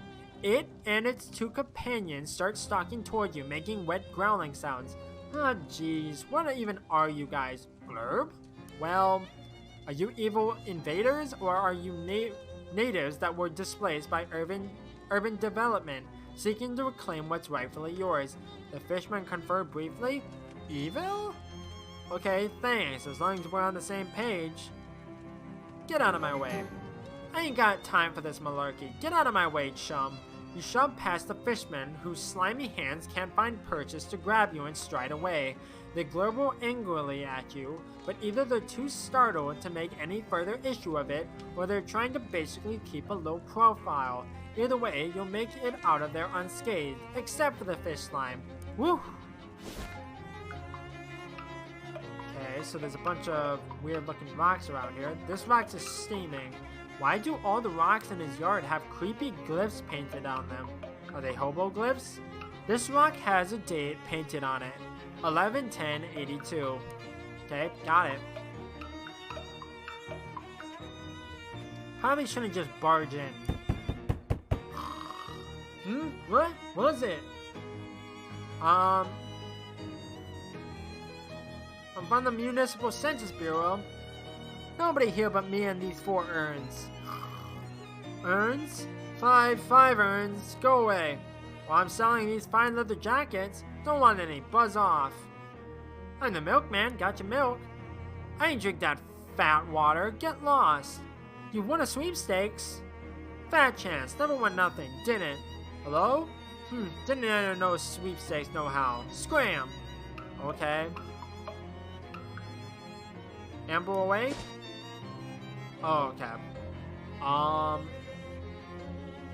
Well, now I have enough money to do that. I'm gonna go down on the boardwalk first. Hands in the air, bucko. You're on Tin Lizzy turf, and this is a stick-up. You turn to see a woman in oil-stained coveralls, pointing a gun-like tool in your direction. What the? Is that a caulking gun? Stick-up isn't usually such a literal phrase. Actually, it's a grease gun, so I guess it's more like a slick-up. Haha. Gross. Everybody's a critic. Cricket. Give me your wallet. Nice. Grab her gun. You pull out your wallet and nervously fumble it, dropping it at the woman's feet. When she growls and reaches for it, you swiftly grab her wrist and twist the grease gun out of her hand. Hey! Looks like the grease is on the other, lug nut? Honestly, I don't know anything about cars. You're gonna regret messing with the Tin Lizzies. I'm gonna regret touching this filthy grease gun more. Go on, scram. Nice and smooth. Okay, so I have a grease gun. I don't know if that's better than what I already have. Deals in Moxie plus 2 sleeves damage. This isn't really intended to be used as a weapon, but that's never really stopped you before. Okay, so that's not better. Okay. You're not sure if the lamppost is holding up, the hobo, or vice versa. Hi there. Well, hey there. Pleased to meet you. I'm Dusty. What's up, Dusty? What's up, Doc? Oh, nothing much. Just hanging around. I was gonna run a 3-card Monty down here on the boardwalk, but that didn't pan out. Why not? Why, there's a fellow already running a game down the way, and I prefer not to step on his toes, just as a matter of professional courtesy, you see. I see. And also because carnies get real scary about that kind of thing, and I ain't looking to be murdered anytime soon. Any way I can help? Well, that's real kind of you. I was thinking of looking for a different corner. Can you spare a nickel for a cup of joe to get my feet moving? Sure. Thanks, pal. You're a real good egg. She gives you a daunting wave and wanders off. True.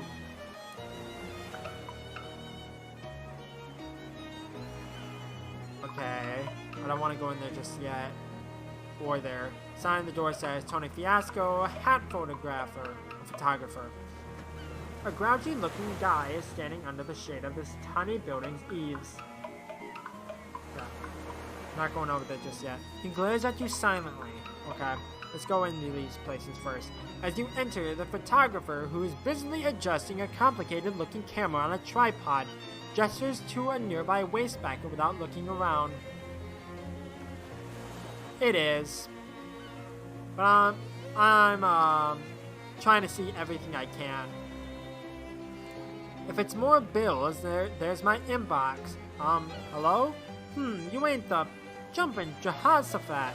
Baby, where have you been all my life? Excuse me? That face, that's exactly the face I've been looking for. It's perfect. Thanks, I've grown rather attached to it myself. Hey, you're funny too. Baby, I love you. You're incredible. Listen, do you know who I am? The sign on your roof said Tony Fiasco, hat photographer. That's right, baby. That's exactly right. And soon I'm gonna be the biggest hat photographer in the city. No, the country. No, the world. But there's something I need first. A face? A portfolio. And you know what I need before I got a portfolio? A face. Your face, baby. Well, don't say no. Don't you dare say no, baby. Listen, it's easy. All you gotta do is stroll in here wearing a hat. And all I gotta do is take a photograph of that hat. Then we're both gonna be rich. Rich? Rich, me with my portfolio and you with the 30 and I'm gonna pay you for every picture. Huh, well, gotta be different hats though. Gotta be a different hat every time and I can't pay you nothing for the same hat twice, got it? Okay, how about this hat? What is that, an uncursed fedora? Perfect, I love it. Here's your meat, baby. Spend it in good health and come back soon, okay? Okay, so let me look at my hats. Okay, I got a broken coconut. Let me see that hat you're wearing. What is that, a broken coconut? Perfect, I love it. Okay. So now we need to put this back on.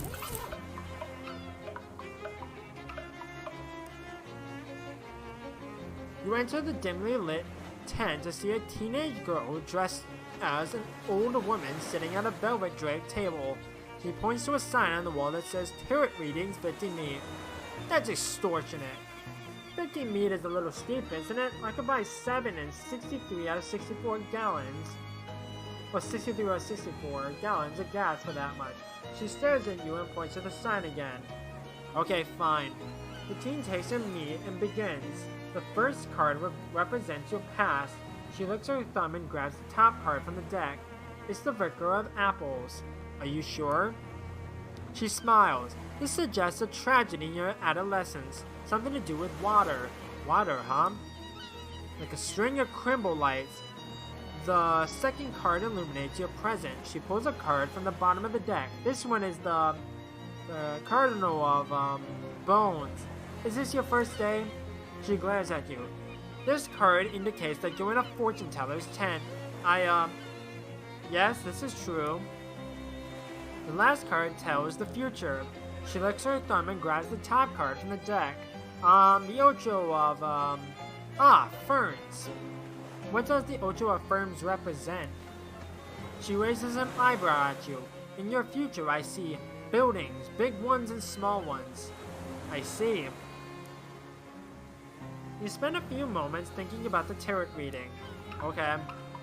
Well, now I'm down meat, so that's great. Game of skills, test your everything. Talk to the attendant. Step right up, step right up. Test your strength and your agility and your intellect. Every winner gets a prize. You there, sir. Care to face the challenge of a lifetime? Only 10 meat. What's the challenge? I'd like to start newcomers off with something relatively easy. All you have to do is guess my age, throw a dart to pop a balloon, and drive a nail into this board with one swing of a hammer. At the same time? That's right. Care to try it? No thanks. Well, not with that attitude, you won't. Okay. So, I need to make my meat back. Obi stops and calls your attention to a small park that the two of you are walking past. Look, there's a fair number of folks out today. Are we in a hurry? I guess not. Why? He pulls his oboe out of his case and drops 2 meat in his hat and hands it to you. I think it's a crying shame to waste such an opportunity. An opportunity to sell me your hat? Anyway, you got it backwards. I'm supposed to pay you. Are you driving me? Haha, yeah, just kidding. But you are a cat who is frequently difficult to read.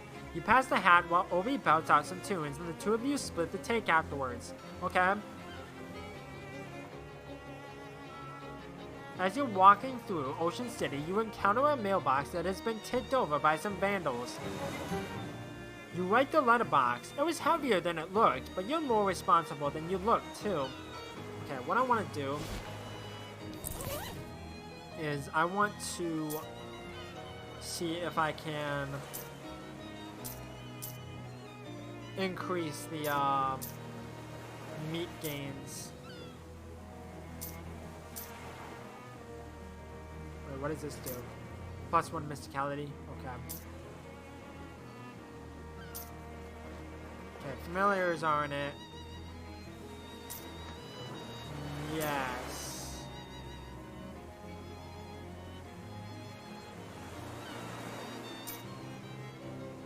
Can I have one?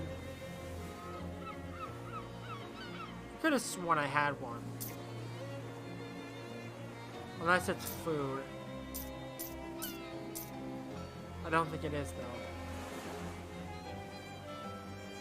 Okay.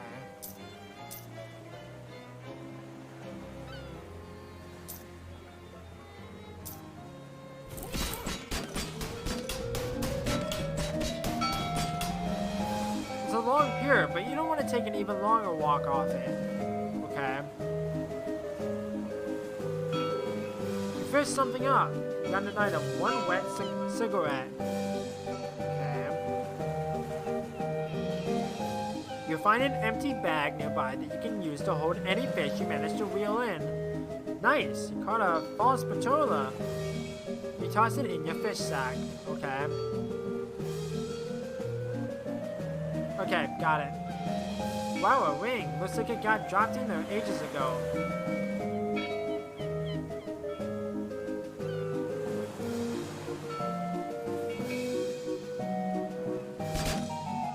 Okay.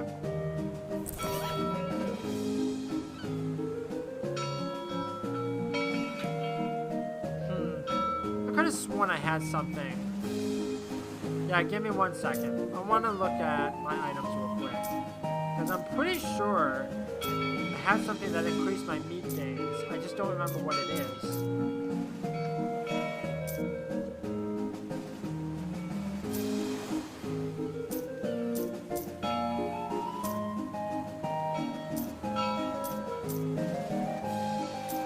Unless I'm thinking of something else.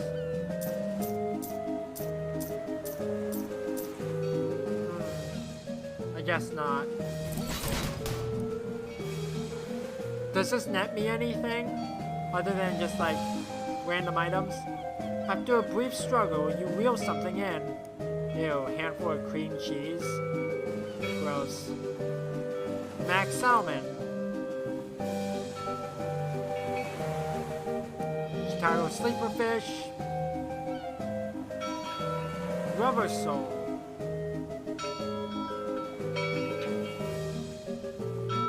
Oh, okay. Damp squib. Looks like you caught everything that was here. Okay, practice my casting technique. Nice shot. Okay. Was that all that was it? Or can I keep doing this and I get something out of it?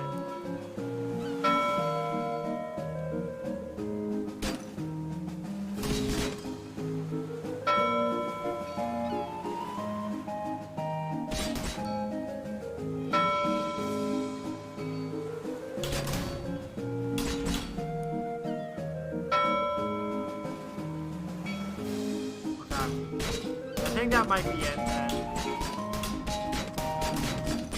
Can I get on this? No.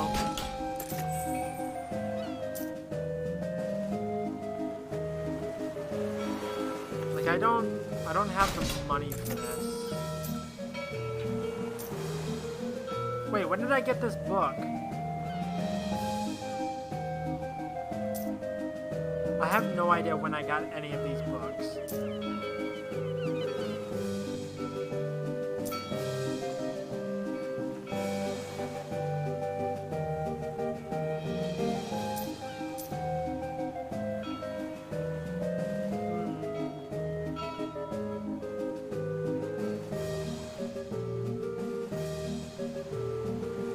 It's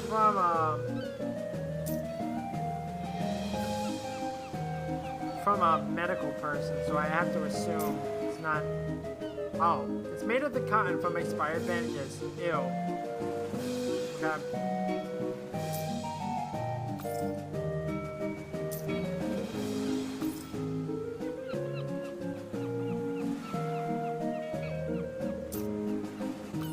I'm gonna sell some of this stuff.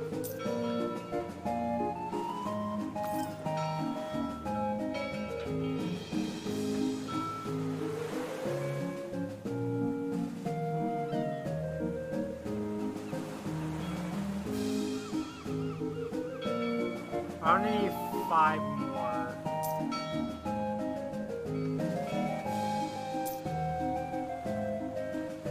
Okay, I don't need these. Okay. So I need to re-equip the leaf sword.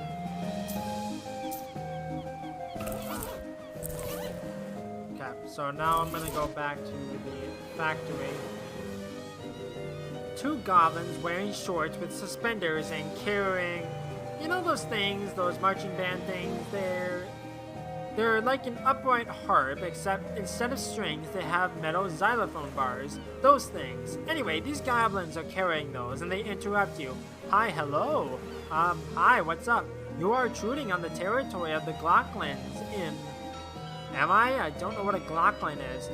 We are Glocklands, we both. We are the toughest all street gangs in Ocean City. What think you about it? Sure, I guess you do look pretty tough. That's true, we do it. Yo, xylophones are pretty cool too. What? Xylophones? These are glockenspiels that we have. Oh, Glocklands. I get it now. I am so outraged over you. I think we shall mugging do. Okay.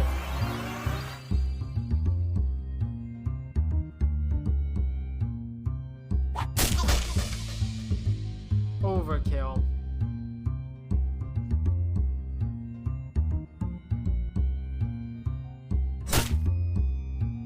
Okay, you're immune to bleeding, so that was pointless. Wow, 11 damage? Now that's overkill. You won. That'll teach those goblins to do whatever they thought they were doing. Okay, I got Glocklandhosen and Glockenbot. Okay.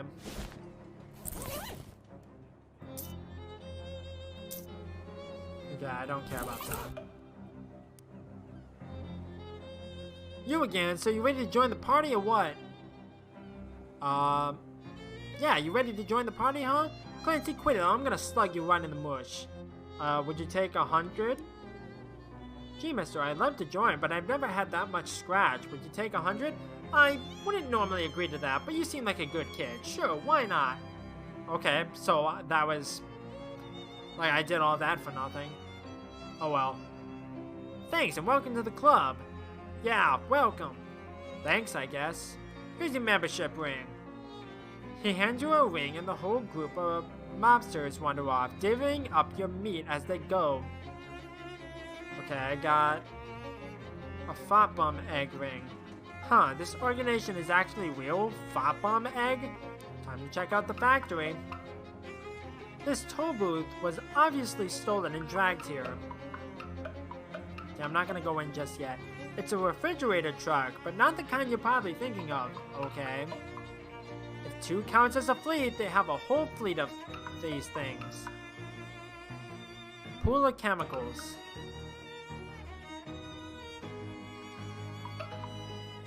You carefully fish the useful chemicals out from the middle of all the dangerous ones. Okay, I got more chemicals. Cool.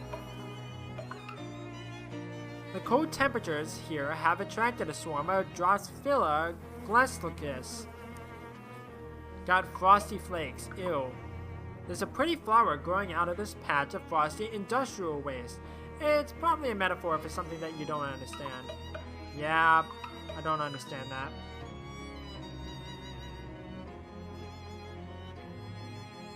Okay.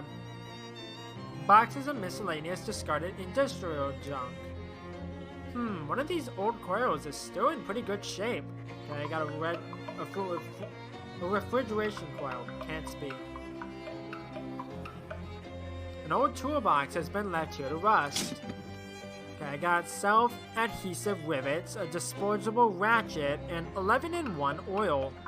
Opening this door would make a lot of noise and draw a lot of attention. Also, you don't actually know how to open it. Okay. These fridges are brand new and empty, and thus quite boring. This workbench doesn't seem big enough for refrigerator repairs.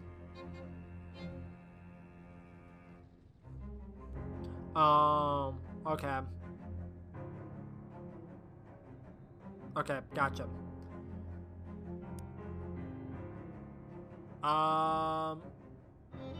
Requires Anaker's hardware.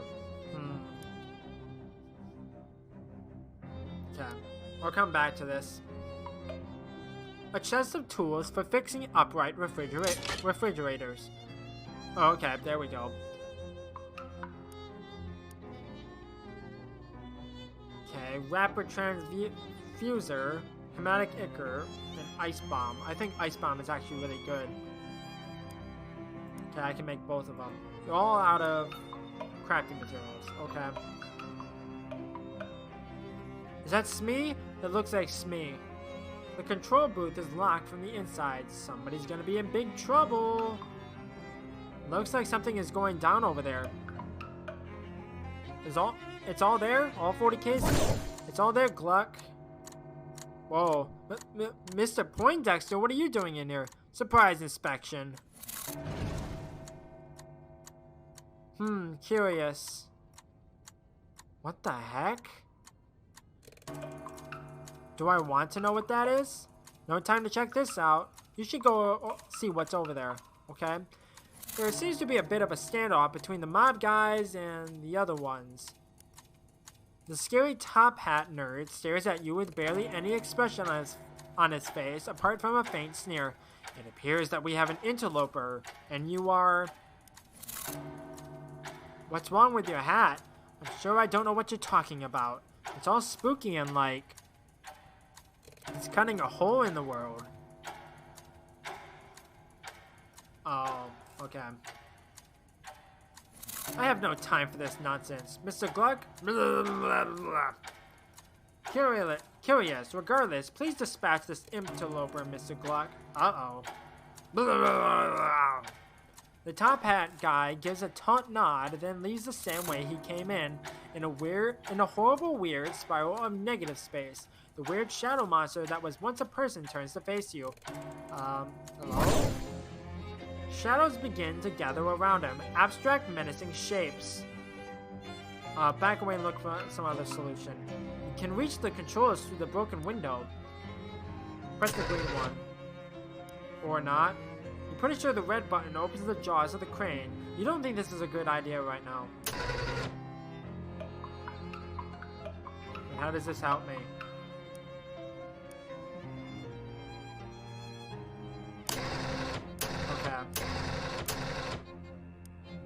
You're pretty sure the red button opens the jaws of the crane and that Gluck guy, that thing? Well, he's right underneath it. You definitely want to press this? No way I'm taking the heat for this. Let's skedaddle.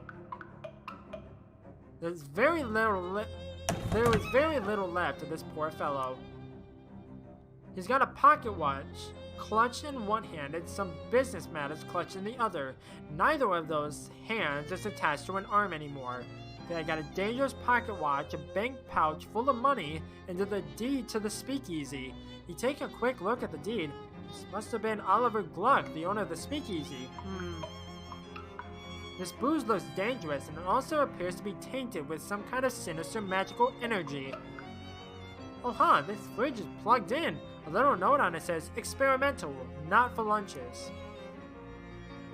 The fridge has been fitted with an experimental automatic ice cube maker. Unfortunately, it's made one single gigantic ice cube that fills the entire fridge. I guess if you need a block of ice as big as you, here's where you can get it. Okay, I bet if I go back to the speakeasy, then I can probably do something with it. Always stops at the entrance to an alley and looks around. Hold up a second, I'm hearing a familiar melody. I don't hear anything. I mean in a metaphorical sort of way. Something I'm right on the edge of remembering. He taps one foot in thought for a moment, then his eyes brighten and he snaps his fingers. Climbing up onto some trash bins, he pulls down a box that was wedged down some drain pipes. Ha! What a thing to forget. Come to Papa, baby. What's that? He opens the box, revealing some smaller boxes and some tin cans. Genuine Cola War rations. Pork and beans, hardtack bread. A whole can of cola syrup and carbonation tablets. You were in the war? Nope, I can carry a tune, but my feet are flat. Plus I got a conscious objector status on account of being a pepper. This stuff is army surplus I stashed away against leaner times. You aren't planning on eating that, are you? The beans and bread, no. The syrup though, this stuff don't go bad. It goes good. Oh, even in cans it's still 10 years at least. 10 years old at least. He pulls out a church key and punches a hole in the can. Nice hiss. He takes a swig. His eyes go wide. Woo! Now that is what I'm talking about. Okay, his maximum HP increases by 5. I'll take your word for it. Okay, I'm gonna go over to here first, and then I'll go... Find Oliver? Sort of. I don't like the sound of that. Oliver is, gone. The handoff went extremely bad. Badly. Yeah, that too. You go over the events at the fridge factory. Fancy Dan makes a variety of faces at various points in your story because Fancy Dan is a good listener. Aw. Show him the deed. Oliver was carrying this with him. Dan skims the deed. Says here that ownership of the speakeasy is automatically transferred to whoever has physical possession of this deed. Huh. Is that legal? None of this is legal. Oh yeah. I guess you're my new boss, baby. Let's have one drink to mourn the old boss and another one to celebrate the new one. Too soon, Dan. I guess we ought to change the name since, well, Oliver's place is no longer Oliver's place. I suppose that's right. Got any ideas? Well, you could go traditional and just call it Jamie's place, or something hip like the Purple Door, or something incisive and avant-garde like, I don't know, Noblesse Oblige. Oh, you're gonna go egotistical. No. I think the Purple Door is a good name for it. I probably could have named it anything else, but it's whatever. Oh, that was just an example, but you're the boss. Now to business. To business? We make the beer in-house, so that's safe, but we're out of everything else, and based on your story, I'd say the stuff in the factory isn't safe to use. Yeah, if you can find booze or mixers or garnishes, bring it back here. Any idea where to get started with that? No, but you might check with Barnaby. Barnaby? Dan points at the milky-eyed side of the table by the wall. He doesn't see very well, but he's got a nose for news and a sixth sense for booze. He might know where you can find what you look for. Thanks. He turns his head toward you and smiles. Okay, so...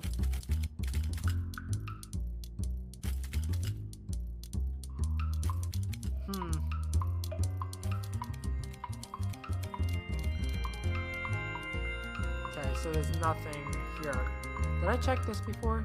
There's some hobo code carved into one of the tiles here. Ah. The code says grapes under here. You quickly pry up the tile and sure enough, there were grapes. Cool.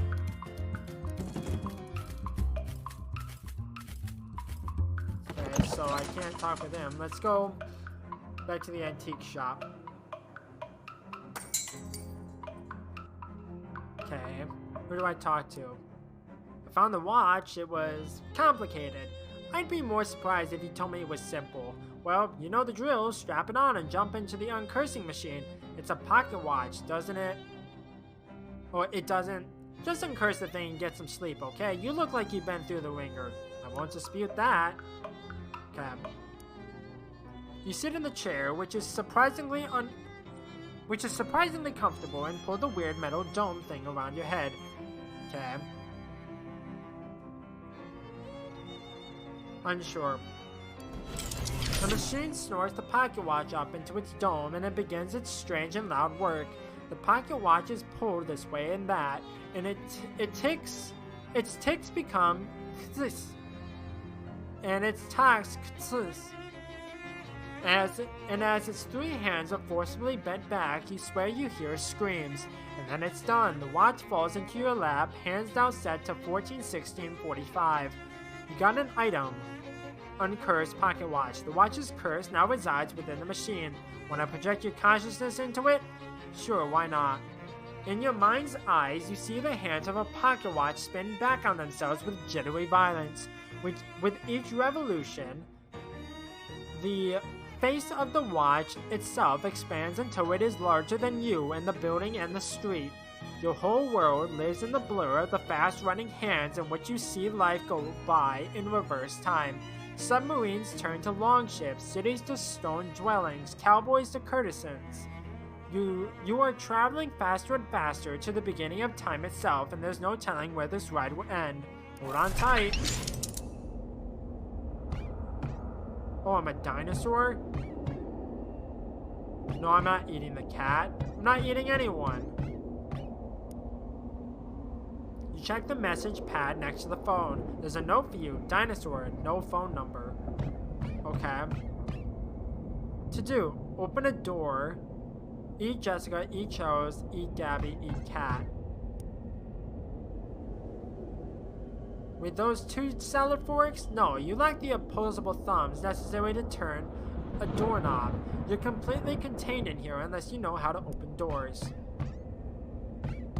Well, I need dexterity, which I don't have. I don't want to eat it just in case.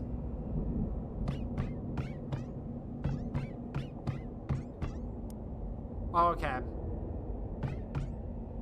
Okay, so that's how I do it. Probably. Attend thy temper.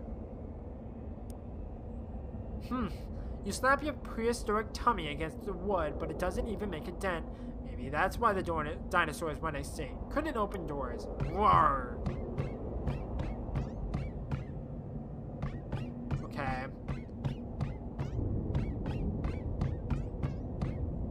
So I can't do anything with this right now. So I think I'll come back when I have the ability to do that.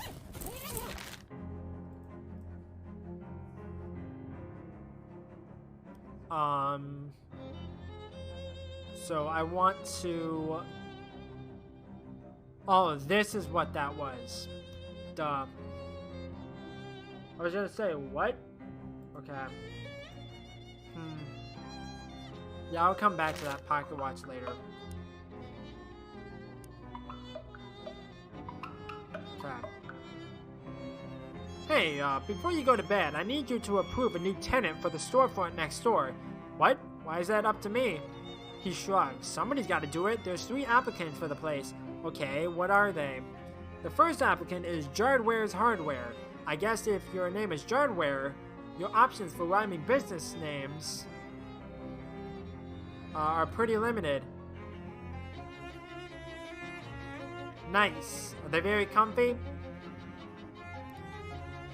The second is Advanced Pants. It doesn't say what they plan on selling, but I have to assume that it's pants. And the last applicant is Texas Instruments. Guy from Texas selling musical instruments, I suppose.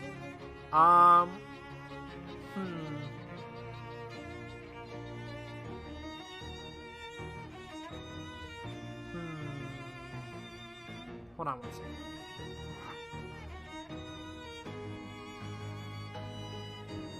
Pick a number 1 through 3.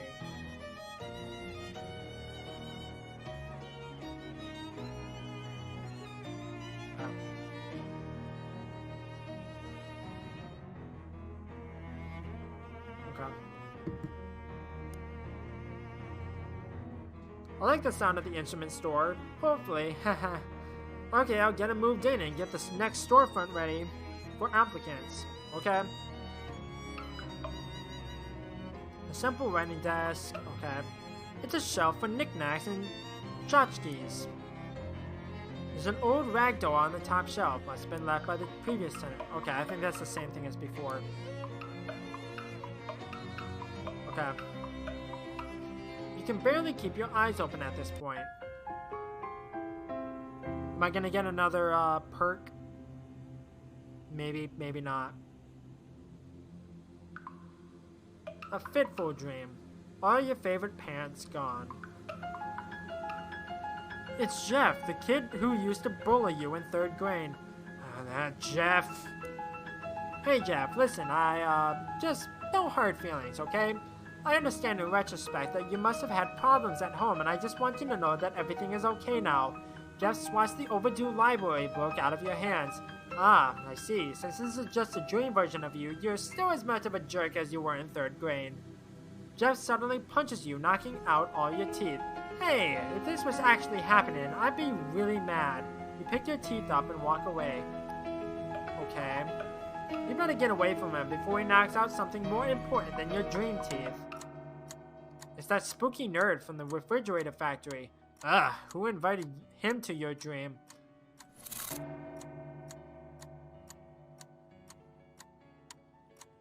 Okay. Excuse me, I need to get past you, I think. You do not belong here. In my own dream, I think I'm literally the only person in all of existence who does belong here. This dream is only partially yours. This central vicinity is under different ownership. Whose ownership? I should think it is obvious. I have claimed this region of your dream space for myself. And who are you? Accountant General Terrence Poindexter, decidedly not at your service. I would tip my hat to you, but you do not merit such a gesture. Fine by me, that hat is creepy and evil looking anyway. Poindexter's eyes narrow. He points the weird device he's holding at his hat. It starts beeping in a fast, irregular pattern. Do I take you to mean that this hat appears unusual to you in a visual sense? Well, yeah. Putting it mildly, it's like an anti-hat. Poindexter arches an eyebrow. I must inform the president. You want to talk to President Coolidge about your weird hat? You have misapprehended both subject and object. It is the real president I must speak with, and the topic of conversation will be you. I see. Indeed, you see far too much, in fact. When next we meet, I will have prepared a remedy for this complication. He steps off the edge of whatever it is you're standing on and plummets into the nothingness below. Well, that's a troubling bit of foreshadowing.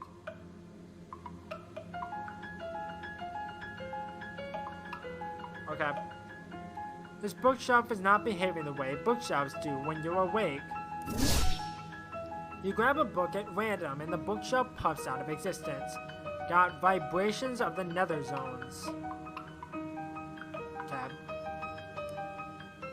There's some books I need to read. Hi, who are you? Alarmingly, a man in an expensive suit is standing at the foot of your bed. What the heck? Who are you? You may call me Don Toblerone. I represent a certain organization of, shall we say, like-minded criminals. Organized criminals? Like the mob? Wait, you're the Don of the local mob? The mob boss? In my room personally? No, I am not the Don. That is merely my nomenclature. It's an abbreviation for Donald. Oh, well, that's confusing. It has been a matter of some confiscation, yes. I do have a sobriquet, but I do not care for it very much. What is it? Donithosaurus. I'm gonna hazard a guess that they call you that because you like long words. That is very astute of you. Of course, this astutician comes as no surprise to me. My associators tell me you handled yourself well during the conflagration at the refrigerator manufactorium. I handle myself well all the time. I'm here to propound for your considerationing a certain proposition. Come again? I'm here to make you an offer. Oh, can I refuse it? Certainly, though a refusation would be, shall we say, unadvisory. What's the offer? True, he doesn't go by that. From time to time, my collegiates and I have certain requirements, but lack the necessary manpower to achieve them. At such junctures, we make lucrative arrangements with certain capable individualists. These words hurt my brain. We find ourselves at this moment at a juncture, such as the junctures I have thus prescribed. So, you want me to do contract work for the mob? Exactly. Can I think about it and get back to you?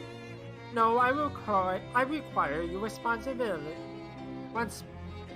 Responsibility with immediance. Sure, why not?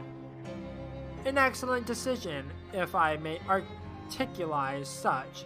So what happens now? Just, sit tight, as they say. We will call upon you, telephonically.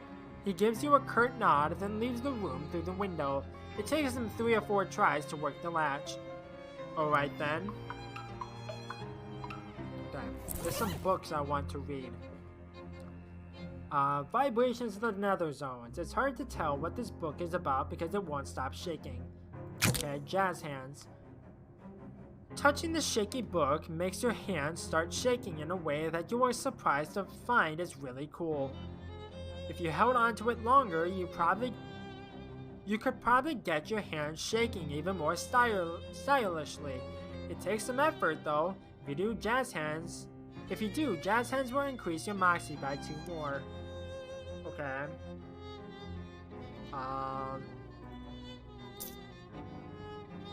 An encyclopedia of annoying noises over the ages. History's worst honking. You read the stories of bad honks in the past and resolve to put some good honks into the future to even things out a little bit. Got sacks of violence. Somebody has stuffed a few pages of sheet music into the back of the book.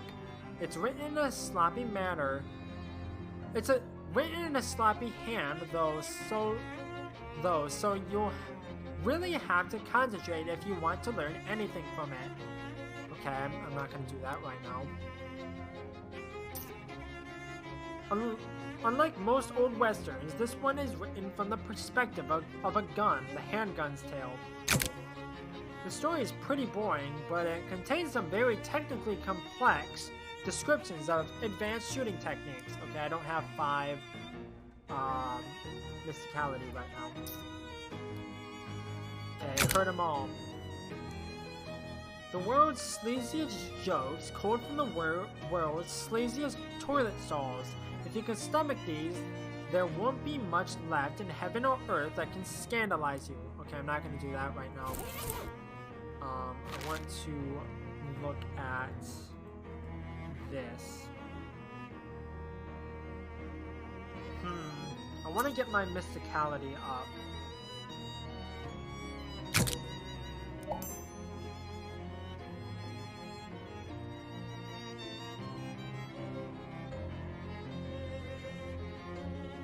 That sounds convenient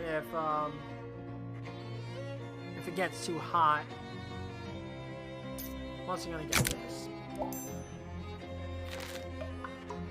I don't know if chapter 2 is about to begin. I have to assume so. Hey there, how'd you sleep? Fine, until a mob guy crawled in my bedroom window. Oh yeah, that window is pretty lousy. Anyway, the next antique I need you to find is a compass. The directions kind, not the circles kind. Yeah, when laptops get too hot.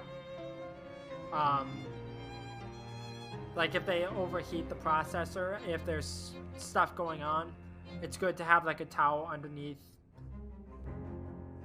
That's how I do it anyways. The directions kind, not the circles kind. The Detectotron says it's out near Crystal Dream Lake. I don't know where that is, but I bet it's too far to walk. Do you have a car I can borrow? No, I have something even better than that. 2 cars? A bus pass. The stop out front is your gateway to a whole wide world of adventure. Swell, thanks. Unfortunately, I couldn't get a more specific greeting than near the lake. Something about the place is making the instruments go all screwy. Here, take this map. Okay, got a postcard in the lighthouse to Crystal Dream Lake. This is a postcard. It has a map with the lake on it. Oh, okay. It has a picture of the lake on it? Yeah, that's what a map is, a picture of a place. I guess I can't argue with that logic. Okay. Okay, you have nothing else. I need to get 7 muscle. It's a bus stop.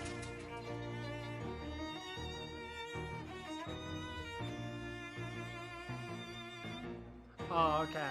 That makes sense. Chapter 2. The Spooky Forest.